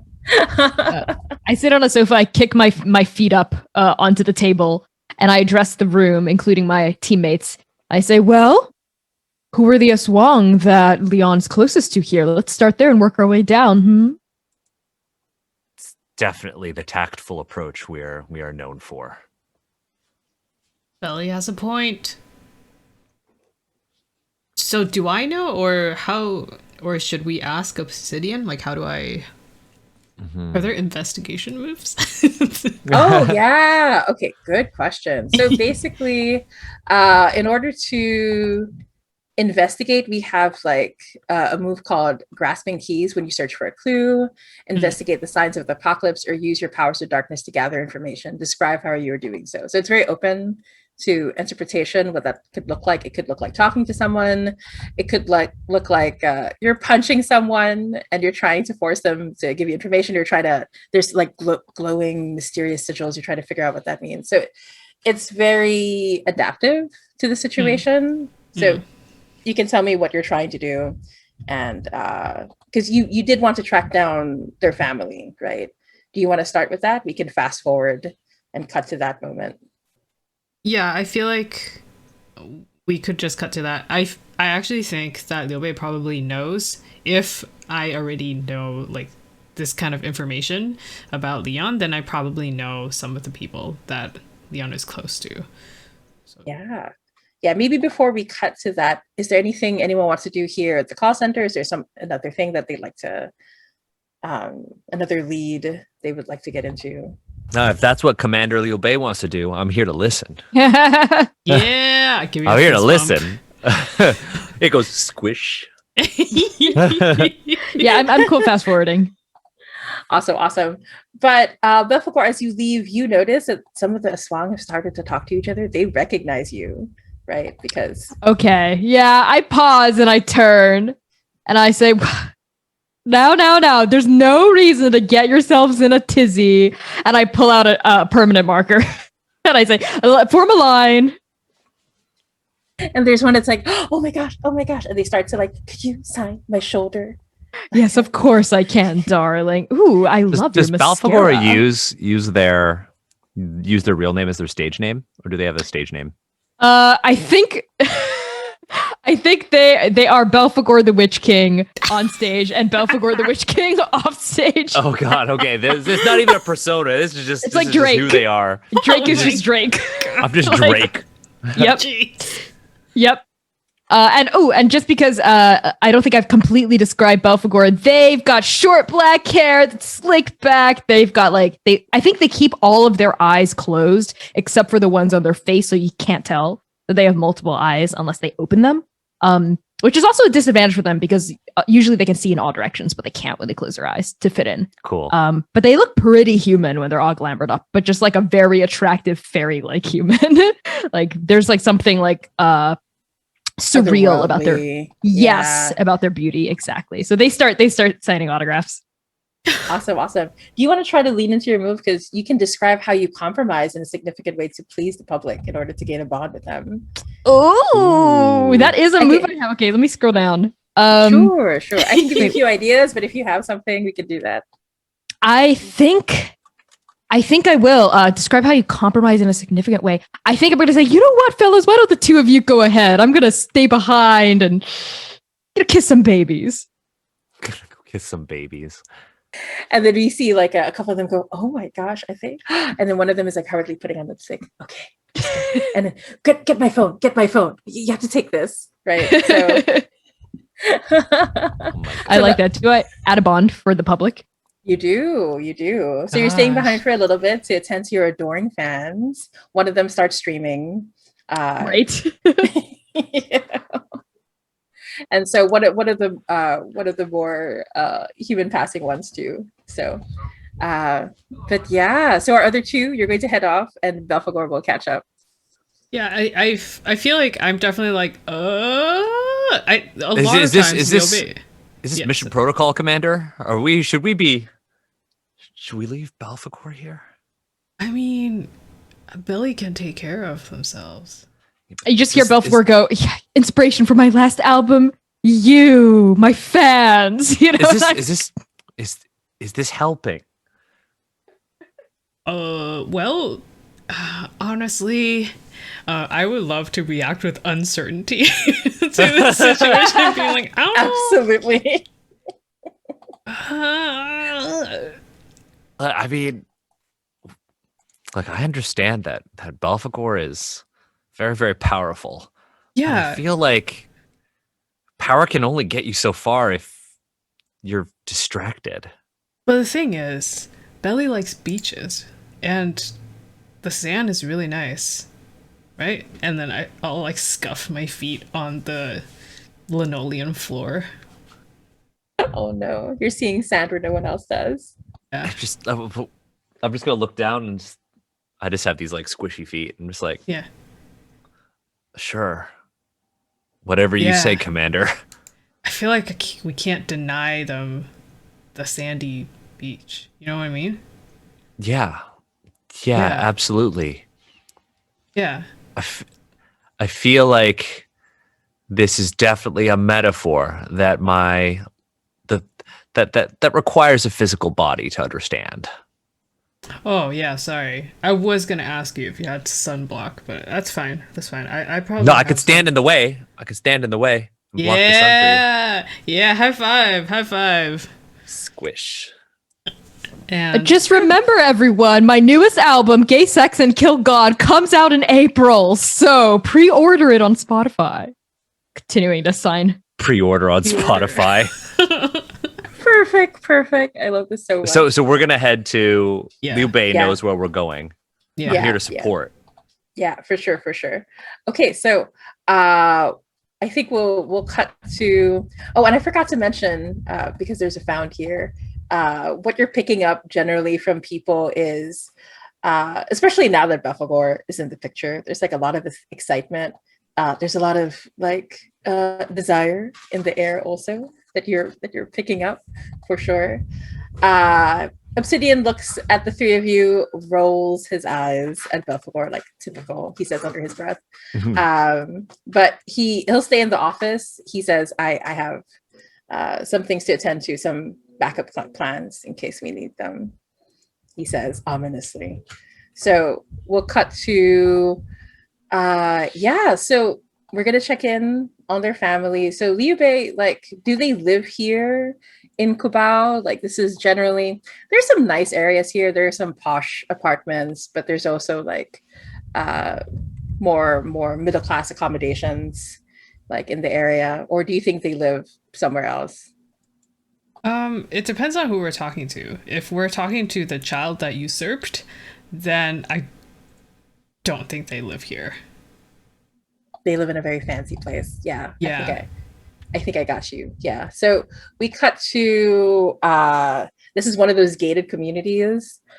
This one is only for those monsters that have been able to like hold on to their power over the centuries, who have made deals with humans in order to ensure they still have a modicum of power that they used to have.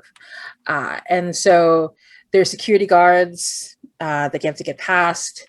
Once there's a moment where you go through the security guard and you think you have to explain what you're doing here, but they say, "Oh no, you were expected." And so you cut to like there are these huge roads, like compared to the rest, like compared to Cubao and everything that was kind of cramped and there were a lot of people and the heavy rain and flooded areas. This place is pristine, right? The infrastructure here is off the charts. There are huge mansions in this area. Like the houses have at least 3 stories. You know, some of them have elevators inside and all of that. A lot of the houses here are old, have been around for a long time. And as you make your way, they have their own bodyguard. They have like a pair of swung bodyguards that are out in the front. There's a Thickbalang captain who's in charge of the bodyguards. So the Thickbalang here doesn't have a glamour on at all. So they have like they're like an anthropomorphic horse, except like, so the top half like looks kind of horse-like, and the lower half is human-like, and they're in like a sharp suit, very expensive, and they expect you, just like the guards, as you come in. And the Tikbalang says, "The mistress has set aside whatever you may consume." The Tikbalang looks a little confused at our shade, like, is this one going to be able to eat anything that we give him? But you come in through the doors open up. And this door was like, these doors were created to intimidate, right? You can tell like they were flown in from somewhere, from another ancient house, from an Asian country somewhere.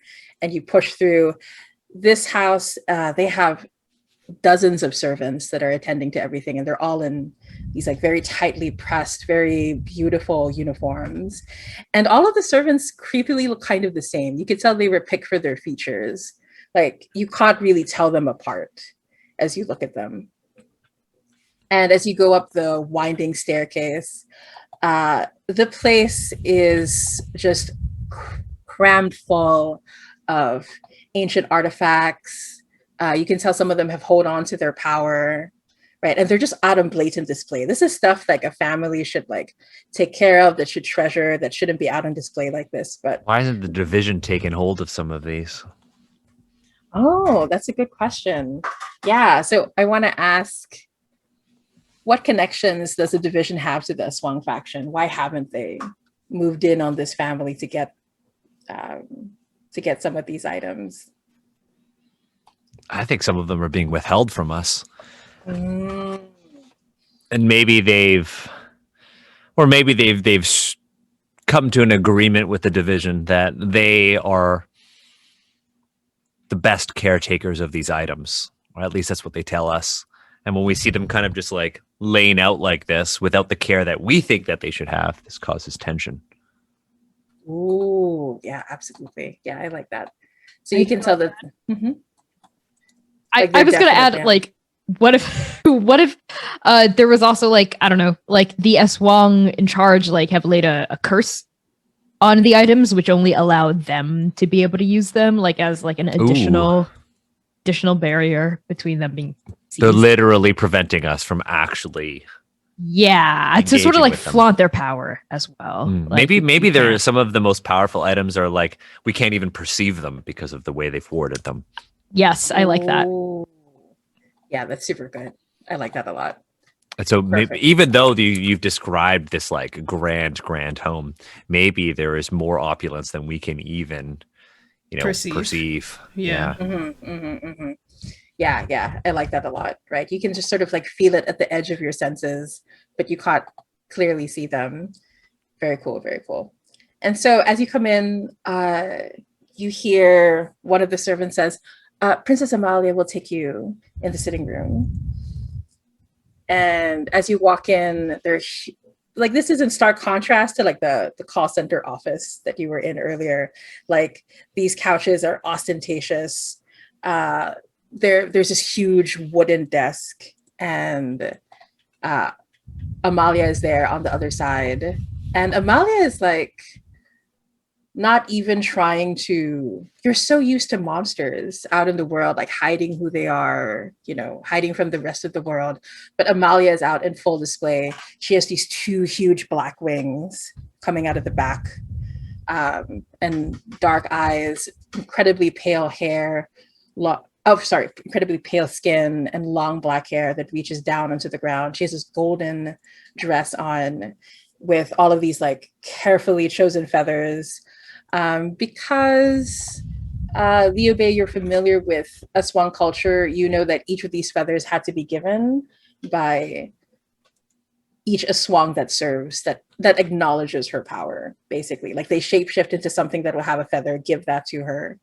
And it's, that Leon used to own it, used to have this. It was never something he would wear. It's something that you're supposed to keep safe. So for her to wear it and display it like this is almost vulgar. And so when you come in, Amalia says, "Oh, it's such a pleasure to meet all of you. I've heard so much about this quaint division." Yes, quaint. Amalia, that's her name, right? Mm-hmm.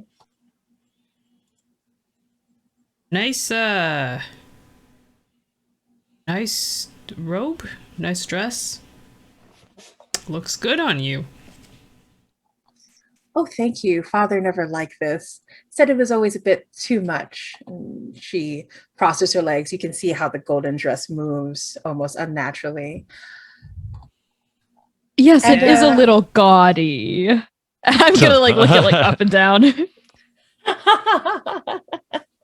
And she raises an eyebrow at you. Well, can't account for everybody's taste, of course, she says, smiling. Are you here for any particular reason? I knew you were coming, but not why. Well, yeah, speaking of your father,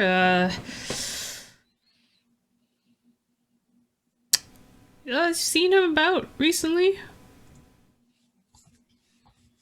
Well, it's been a while. Father hasn't come by. Father's been very, very busy doing whatever keeps him occupied. I can't really keep track of it. He has so many strays that he likes to take care of. All these little swans coming into their own that he feels responsible for. Yeah, I see a lot of their feathers. This cookie is very good. And I think I actually, as I'm eating this cookie, I want to use "You Can't Hide Your Heart from Me." Ooh, nice. Ooh, nice. What does that Very do? cool, very cool, very cool. That's the one where I deepen my senses to ask 2 questions of. Yeah, to sense more under the surface. Very cool, very cool. So how many darkness tokens do you want to spend on this roll? I'll spend 1. Sure. So then just go ahead and roll and spend the 1. We'll see what happens. Okay.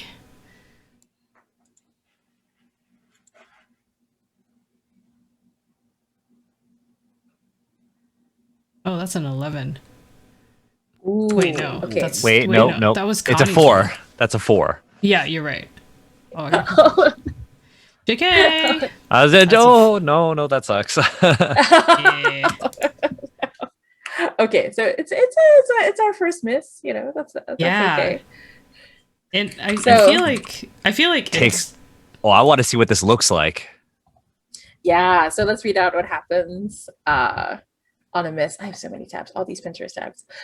So on a 7-, the darkness within you takes hold and will break the mind and heart of who you are connecting to. You can mark ruin or a condition to try to control your powers and protect them, but still expect the worst. And you do want to create an army of mindless puppets. Is this what is happening right now without you meaning to? Yeah, I will mark a ruin. To not completely break her. I think what this looks like as I'm talking is I'm eating the cookie with one hand and my other hand starts drumming on the handrest of whatever opulent chair we were seated in. And the rhythm is what lulls her in. Wow. And then, like, I think she's the only one that hears it, but there's, like, a bell that goes off, and it's one of the ones from my belt. Oh, yeah, that's the only thing that looks different, I guess, aside from my, like, old, like, "Welcome to Florida" t-shirt. So that's what she hears, and then... And maybe she's on a beach with me suddenly. I think her senses are kind of like affected adversely. I don't know if this always happens, but in this situation, I feel like that's what's like accidentally pulled her into my dreamscape. Yeah. The two of you hear the crashing sounds of the ocean, and you can see her eyes grow wide, and both of you hear the sound of the sirena, the mermaids. And you know that most of the sirena have died out. Not many of them have survived through the years of colonization and modernity. And when she hears that there's a moment of her panicking and you see her power bubbling up to the surface, the same power that was able to like strip Leon of his title. And there's a moment where you feel that power become yours. You feel it molded in your hands, how easy it would be to turn her into your weapon, how you could take the entire Aswang faction, their power, their money, their connections, and make it your own. How do Oh, you pull I back? want that. I wait. I don't. I want that. I feel like that's very attractive. Is there? How does this mechanic work? I did mark a ruin, but I feel like that's very hard for me to resist. For the obey to resist. Yeah. What I'm gonna say that's gonna look like is she's not your outright puppet right now, but you still feel that like ability to pull if you want to, right? That bit of control. And I'm gonna say it's because you sense she wants to be controlled. You can sense even though she throws around all this power, there's a part of her that desires to be controlled. So there is a move called Torn Between, which I feel like we're sort of seeing that right now. So when you're torn between your monstrous nature and your human heart, or when you are tempted by what the darkness demands of you, which I think is what's happening here, you're tempted by all of that power, then make a choice. So we have 3 choices. Let your monstrous nature show and describe the damage your outburst causes, mark 1 ruin. Describe how you diminish your power and conform to what society demands and lose all your darkness tokens. Or spend a bond with someone. Describe how they directly or inadvertently help you recenter yourself. Okay, I would like to spend my bond with my bro. Oh yeah, so is there a squishy moment to help? Because you see this on my face actually, that my face twitches in a way that is that you recognize this look, which is when I'm very tempted to do something that I will regret later, maybe. Okay. Absolutely.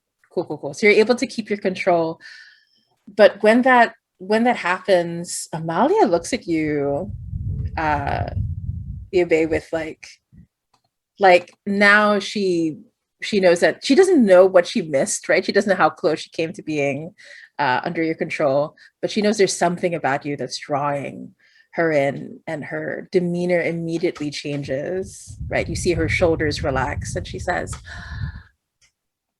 fine, I see that you're probably here to help, Father. I know what the division wants. I know that the division wants to take him off of the board, but if you promise me that you'll protect him, I'll tell you what I know.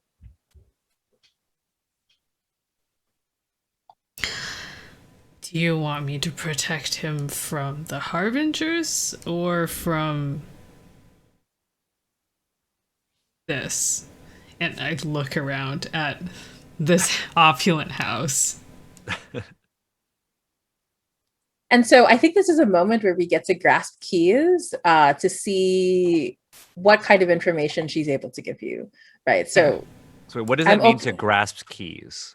Yeah, so this could be like you're talking to her right now, and so how much information she's willing to give you, because this is very sensitive stuff, right? This is like private Aswang like faction stuff. And so this will look like how much you can convince her. But also like on my end as a keeper, just to, open the curtain a bit, if there's going to be a complication that's going to come with this information, right? But I'm also open to, I'm open to one of our other characters being the one who grasped the keys, because, the Obey was able to like soften up our Swang faction leader. Do we want to see, I was going to say Belly again. Don't say Belly. Do we want to see Belphegor do it, or Zhang Fei? I'm down for Belphegor. It makes sense for Zhang Fei to be passive in this scene.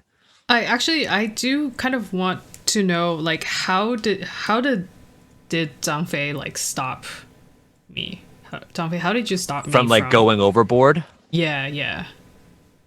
So I think that you know how you're like tied to these bells, but only the person who is who you're trying to sort of manipulate can hear them. Yeah. I think that even though we can't hear them, I think I go to your bandolier of bells and I take one of my my rubbery sort of fingers and I flick one of the bells, and this ding kind of rings out through the entire grand room that we're in, and it brings you back and centers you into this moment. Yeah, that's great. And I think I get a nosebleed. Because You I'm, just, pre- you gotta like I'm snap pretty back. sure I'm pretty sure that affects me I'm pretty sure that affects me adversely in some way. That Oh yeah, you're literally like pulled out of a connection. yeah, it's fine. Yeah, do you feel I want to ask Jaffe, do you think that's you reacting with logic, like you know what you're supposed to do in order to help, and you just go ahead and do it even though you know it may affect him adversely in some way? I like the nosebleed. I like how maybe as you get pulled out of this connection you're trying to draw with another person, I think that you kind of become disoriented and lose track of where you are for like a moment. And I think that causes you to potentially lose face with the person that you're connecting with, or at least Sure. trying to. But I think Jamie's question was about whether you would gain a token or not. Or Oh, gain whether I would? darkness tokens. Yeah, because if I you're don't- reacting with cold reason or logic, then you would gain tokens. I don't know if this is cold reason or logic per se, because Not I think quite, I'm okay. like snapping you back in. Right. I Right. don't think helping a friend kind of focus is cold reason or logic. Okay. Fair. Yeah. Yeah, sure. Very cool, very cool. All right, so Belphegor, you see Amalia open, like turning a little vulnerable, right? Something happened here. How do you get her to tell you what she knows? I flicks between Liu Bei with the nosebleed and Amalia, and I sort of like into it with the bell flick too. I'm like, some shit went on, so I pluck a tissue from the table and I hand it, like without even looking at Liu Bei, over to Liu Bei as like a clean yourself up sort of like moment. And I take eyes And shove My it two into my eye- nose like that. my two eyes still focused on Amalia. Jamie, question for you as a GM, just to make sure I know the logic of the plot. So we're here looking for Leon, who is Amalia's father, right? Right. Okay, and Leon is like the head of like a group of like a sect of like Aswang here in the Philippines. Right. Leon used to be, but then his daughter Amalia Amalia supplanted usurped him. Yeah, exactly. Okay, usurped him. Do we know if it was like a peaceable usurpation or was it like violent overtaking? And I think this would relate to the relationship between the Aswang and the division, since Leon is our handler. Exactly, because Leon is that relationship we have. Yeah, I'll ask Liu Bei because you're the one who knew about, this transfer of power. Was it violent or not? I think it was bloodless because Leon didn't wish for bloodshed. So it could have. I think Amalia was ready to do that, but Leon kind of like took a really big step back. Yeah, that makes a lot of sense. He wouldn't want people to get hurt. Yeah. Okay, so the secret, I'm gonna make a move here. Declare a secret or truth I wish to conceal. The truth is I don't know what the fuck is happening. And the liar distraction that will replace it is I look dead in her eyes, and the two eyes above my regular eyes open, and the two eyes underneath them open as well. And I say to Amalia,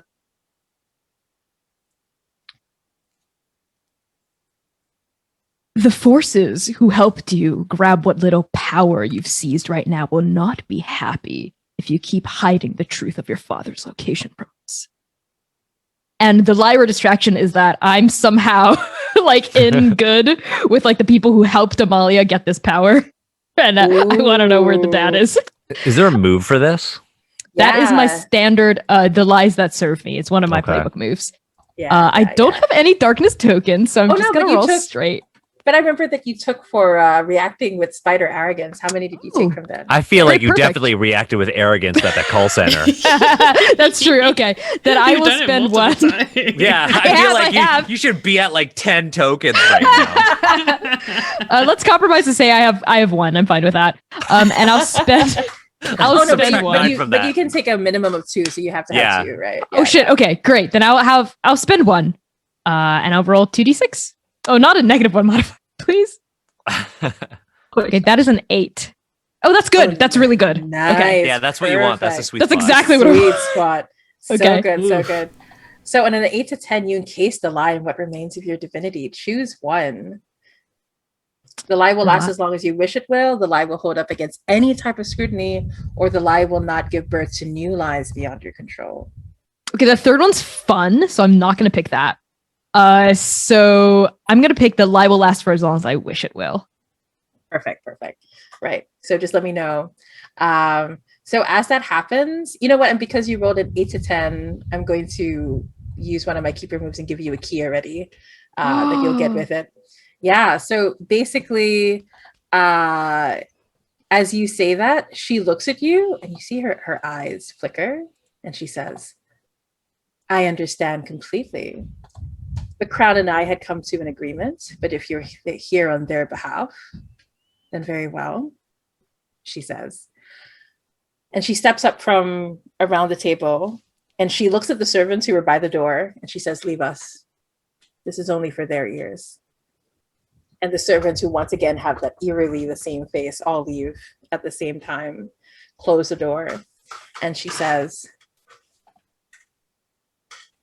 the truth is that the Aswang have a lot of responsibility.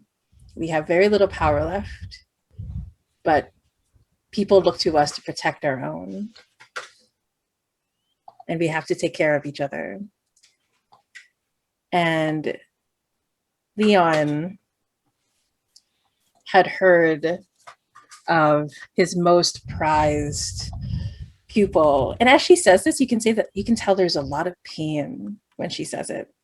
Like instead of the word pupil, you could tell that she almost wanted to say like child or son, right? And she says, we had heard that the Harbingers had been courting him, that they had promised much power for the Aswang, for us to take back our rightful place. We've heard these lies before. Many of the colonizers have told us as much. All these lies can only lead to despair and ruin. But my brother, this pupil, is not as wise as I. I know that father went to look for him. And I know that this pupil has hurt members of our faction, and I've had to clean up his mess.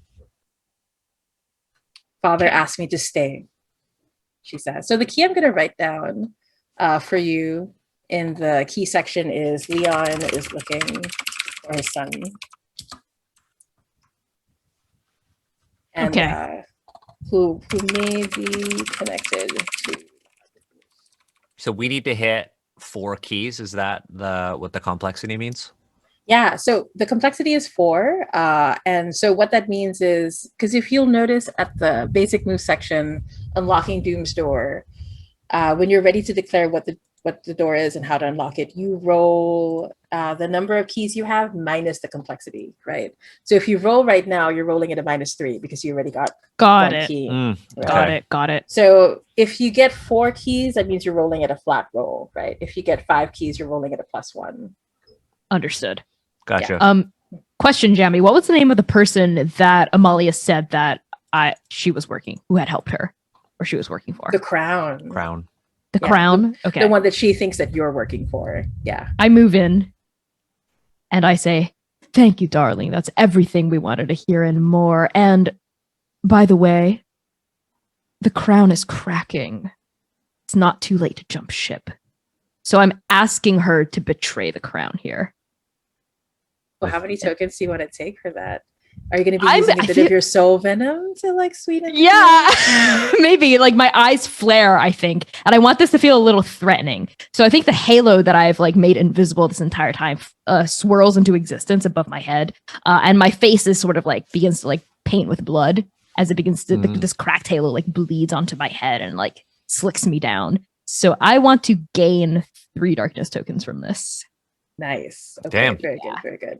Yeah. And then so in exchange, I think she looks at you and she looks at the Crown and she places just a finger against your chin and she says, well, if the Crown is going to crack, then perhaps we need to have a new queen, she says, smiling.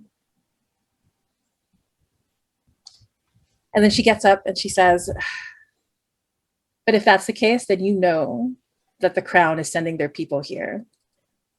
I've distracted them as long as I could. But if you want to avoid them, you're going to have to leave. Unless you're going to protect them, my dear. She says, looking at you, Belphegor.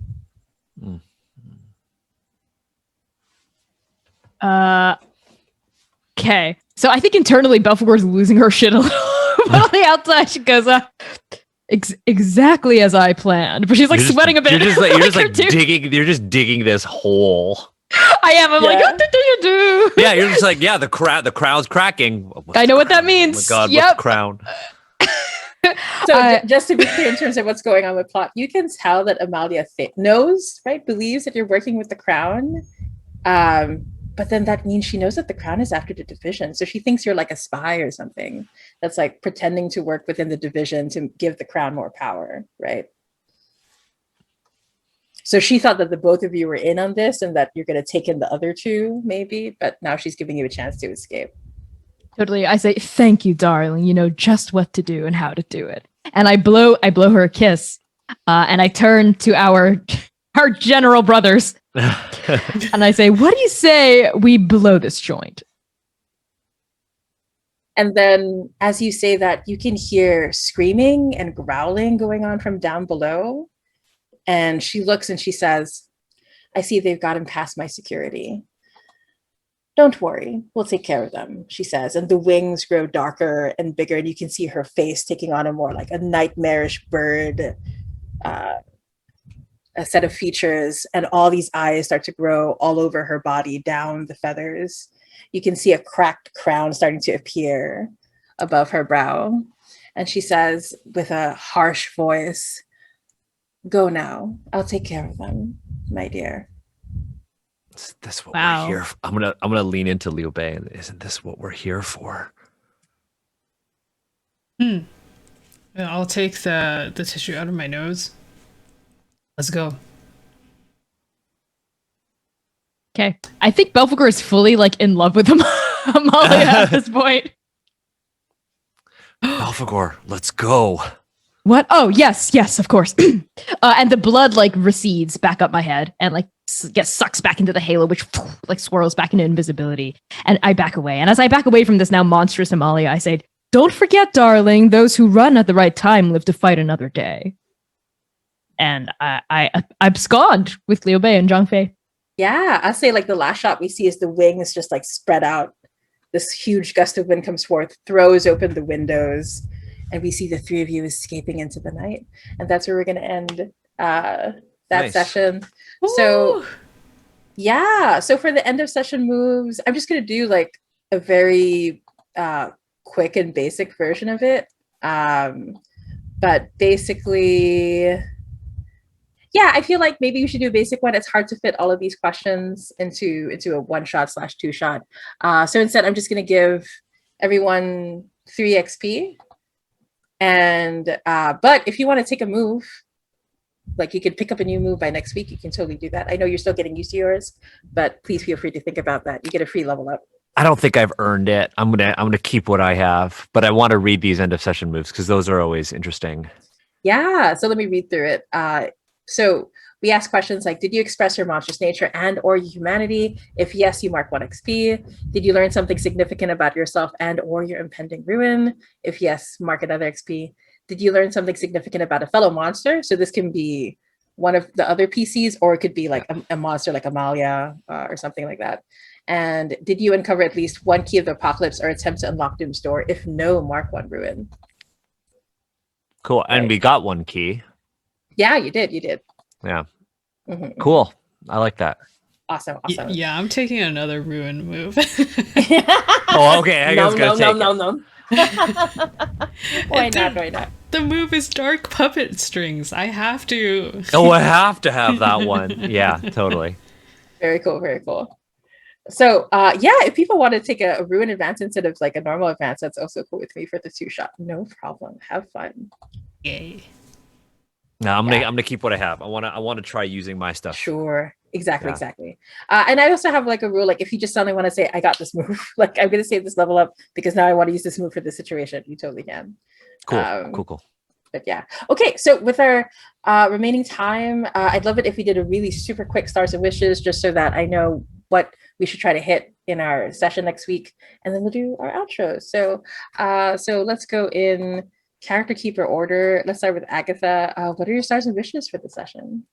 My star is for Connie, because I really like how you're playing into this like kind of like Battle Babe vibe, where it's like, oh, I'm so hot and I'm so cool on the outside, but the inside you just like fake it till I make it.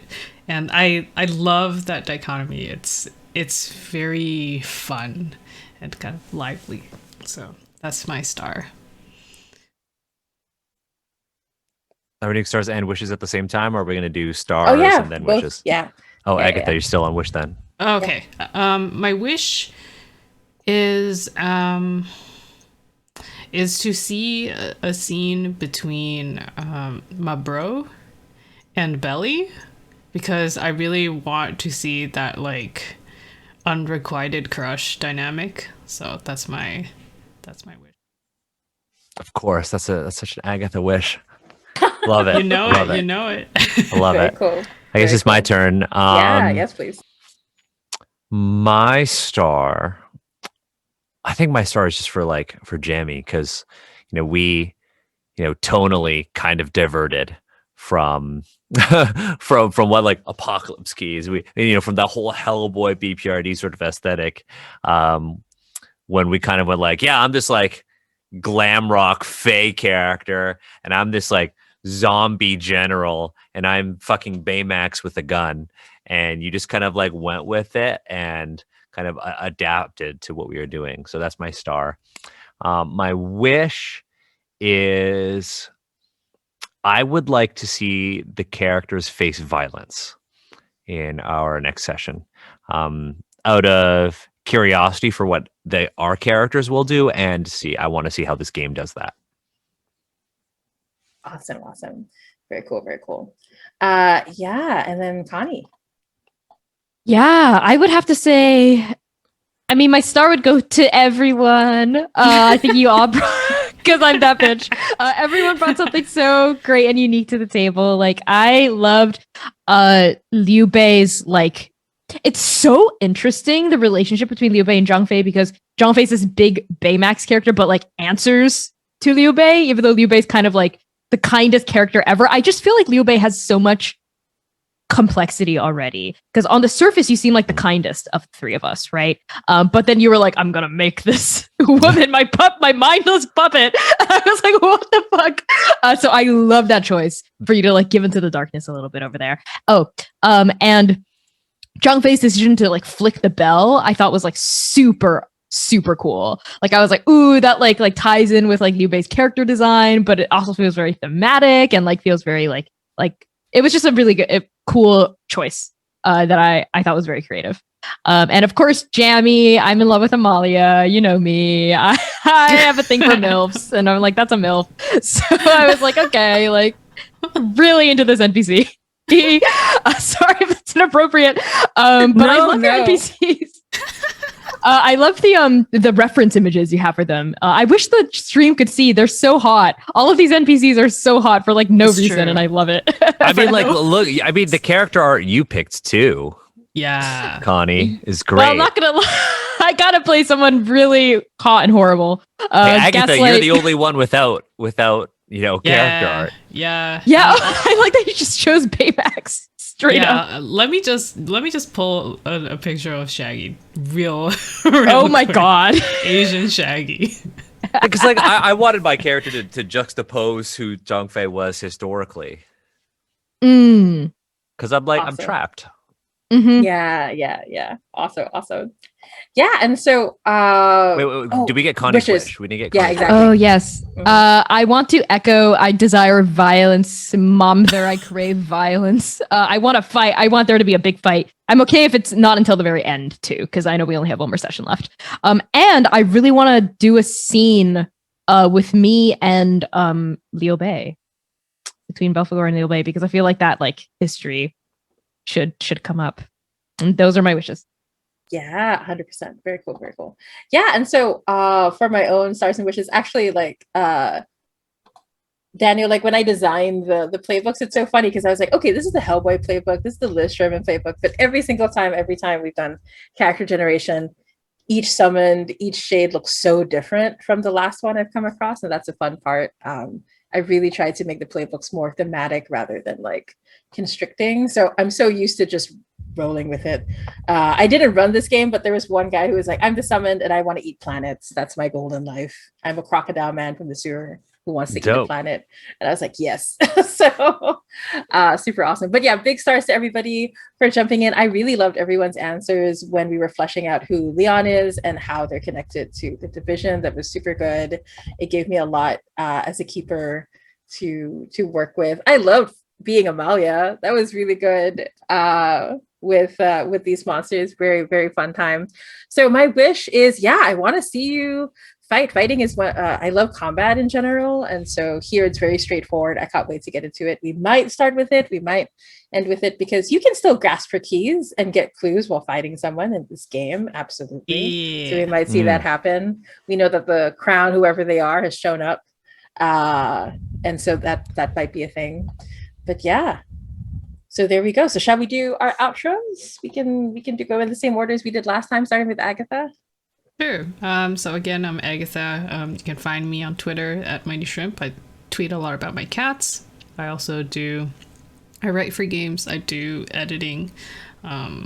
So then you can find me here on the Agents Represent Twitch and or on the YouTube channel, where we upload pretty much all of our streams. Connie. Hey everybody, I have been Connie. My pronouns are they, he, and she. You can find me on Twitter at @byconniechang, and on itch at @byconniechang as well, where I have 2 modules up, so check them out. I am also the GM and executive producer behind Transplanar RPG, which is my little spiel is we are an odd transgender, people of color led, 100% homebrew, Dungeons and Dragons 5th edition live streamed actual play campaign set in an original non-colonial anti-Orientalist world. We stream Saturdays at 3 p.m. US Central Time. So if you're free this Saturday, we'd love to have you. We have a recap document. We're a great friendly group, and we are about to embark upon a derby, a multi-terrain, very dangerous derby across a swamp and into the ocean. So that's going to be a lot of fun if you're into fantasy racing. And yeah, I'm also working on my own game, God Killer. You can follow progress on that at God Killer RPG on Twitter. It's a PBTA game. I've so inspired by this, not gonna lie, and also just Jammy's work inspires me continually. Like Jammy's a huge like touchstone that I'm referencing in my work, so I hope you know that. I'm gonna like reference and cite you, Jammy, for God Killer, which is a PBTA game for 1 player and 1 GM. The player's the God Killer, the GM's God. You kill each other. It's a lot of fun. It's about tragic heroes. And with that, I'm gonna pass along introductions to Daniel. Yo, what's up? I'm Daniel. Yeah, you catch me on Agents Represent. We got the podcast, we got the Twitch, we got the YouTube. You can follow us at AZNS Represent on Twitter and YouTube. Obviously, if you're watching us on Twitch, it's AZNS Rep. We stream regularly every Friday, 7 p.m. Eastern, first Saturday and third Saturday of every month at noon Eastern. If you're interested in my work, you can find my games on itch. You can find me on Twitter at Daniel H. Kwan. Working on a couple things that I can't talk about right now, but you will soon. And once those things are announced, we'll have some stuff coming out on Agents Represent too. So I'm really excited about that. And that's me. Awesome. Thank you, folks, for tuning in. Thank you, Agatha, for doing production. Thank you, Jamie, for running the game. Thank you, Connie, for being awesome. Thank you, audience, for tuning in. Y'all are great. And, very cool. And Jamie, did you want to say real quick yourself? Yeah, what's your stuff? Yeah, totally. So, you can find me on Twitter at Temporal Hiccup. I like to post a lot of Sailor Moon GIFs. Lately, People say, I see you're really excited about Apocalypse Keys. I look back at my tweets and I was like, yeah, I really am. So Apocalypse Keys is currently an open playtest. It was picked up by Evil Hat, which is like a big deal, Evil Hat Publishing. So I'm trying not to cry about it. Anyway, every time I say it, I feel like crying. Anyway, so it's a really big opportunity for me. For folks who are interested in open playtesting, we have a Discord server and everything. Technically, the signups for the open playtest just closed, but if you DM me, I might be able to get you in. There's enough time to playtest, so just let me know. But yeah, and I also have other games. You can find me on temporalhiccup.itch.io. I also have a few secrets I can't share quite yet, so I'm also excited to announce them when I can. But yeah, hit me up. I'd love to chat with you. So yeah. But thank you so much, Agatha, for setting this up. And thank you so much, all three of you, for being awesome players. I love all of your characters. They're really, really good. So I want our epilogue to have like a rock concert or something. Oh my God, yes. Yes. Can Jogvei just be like fainted, just like, oh my God? Yeah. So good. Or just like So this good. Baymax is just like moshing with everyone. Oh, Yeah. Oh my that gosh, would be that's the so easiest cute. thing to mosh. I would mosh So squishy. more often if there was like a Baymax like person in it. Yeah. Everybody's just All like right. bouncing off of me and I'm lavender and glowing. Yeah. Yes. So good. So good. So good. So thank you everyone for tuning in. We are back next week at the same time, 7 p.m. Eastern, for the other part of this The Apocalypse conclusion. Keys adventure. Yeah. Woohoo. Bye everyone. See you then. Bye, everyone. Bye.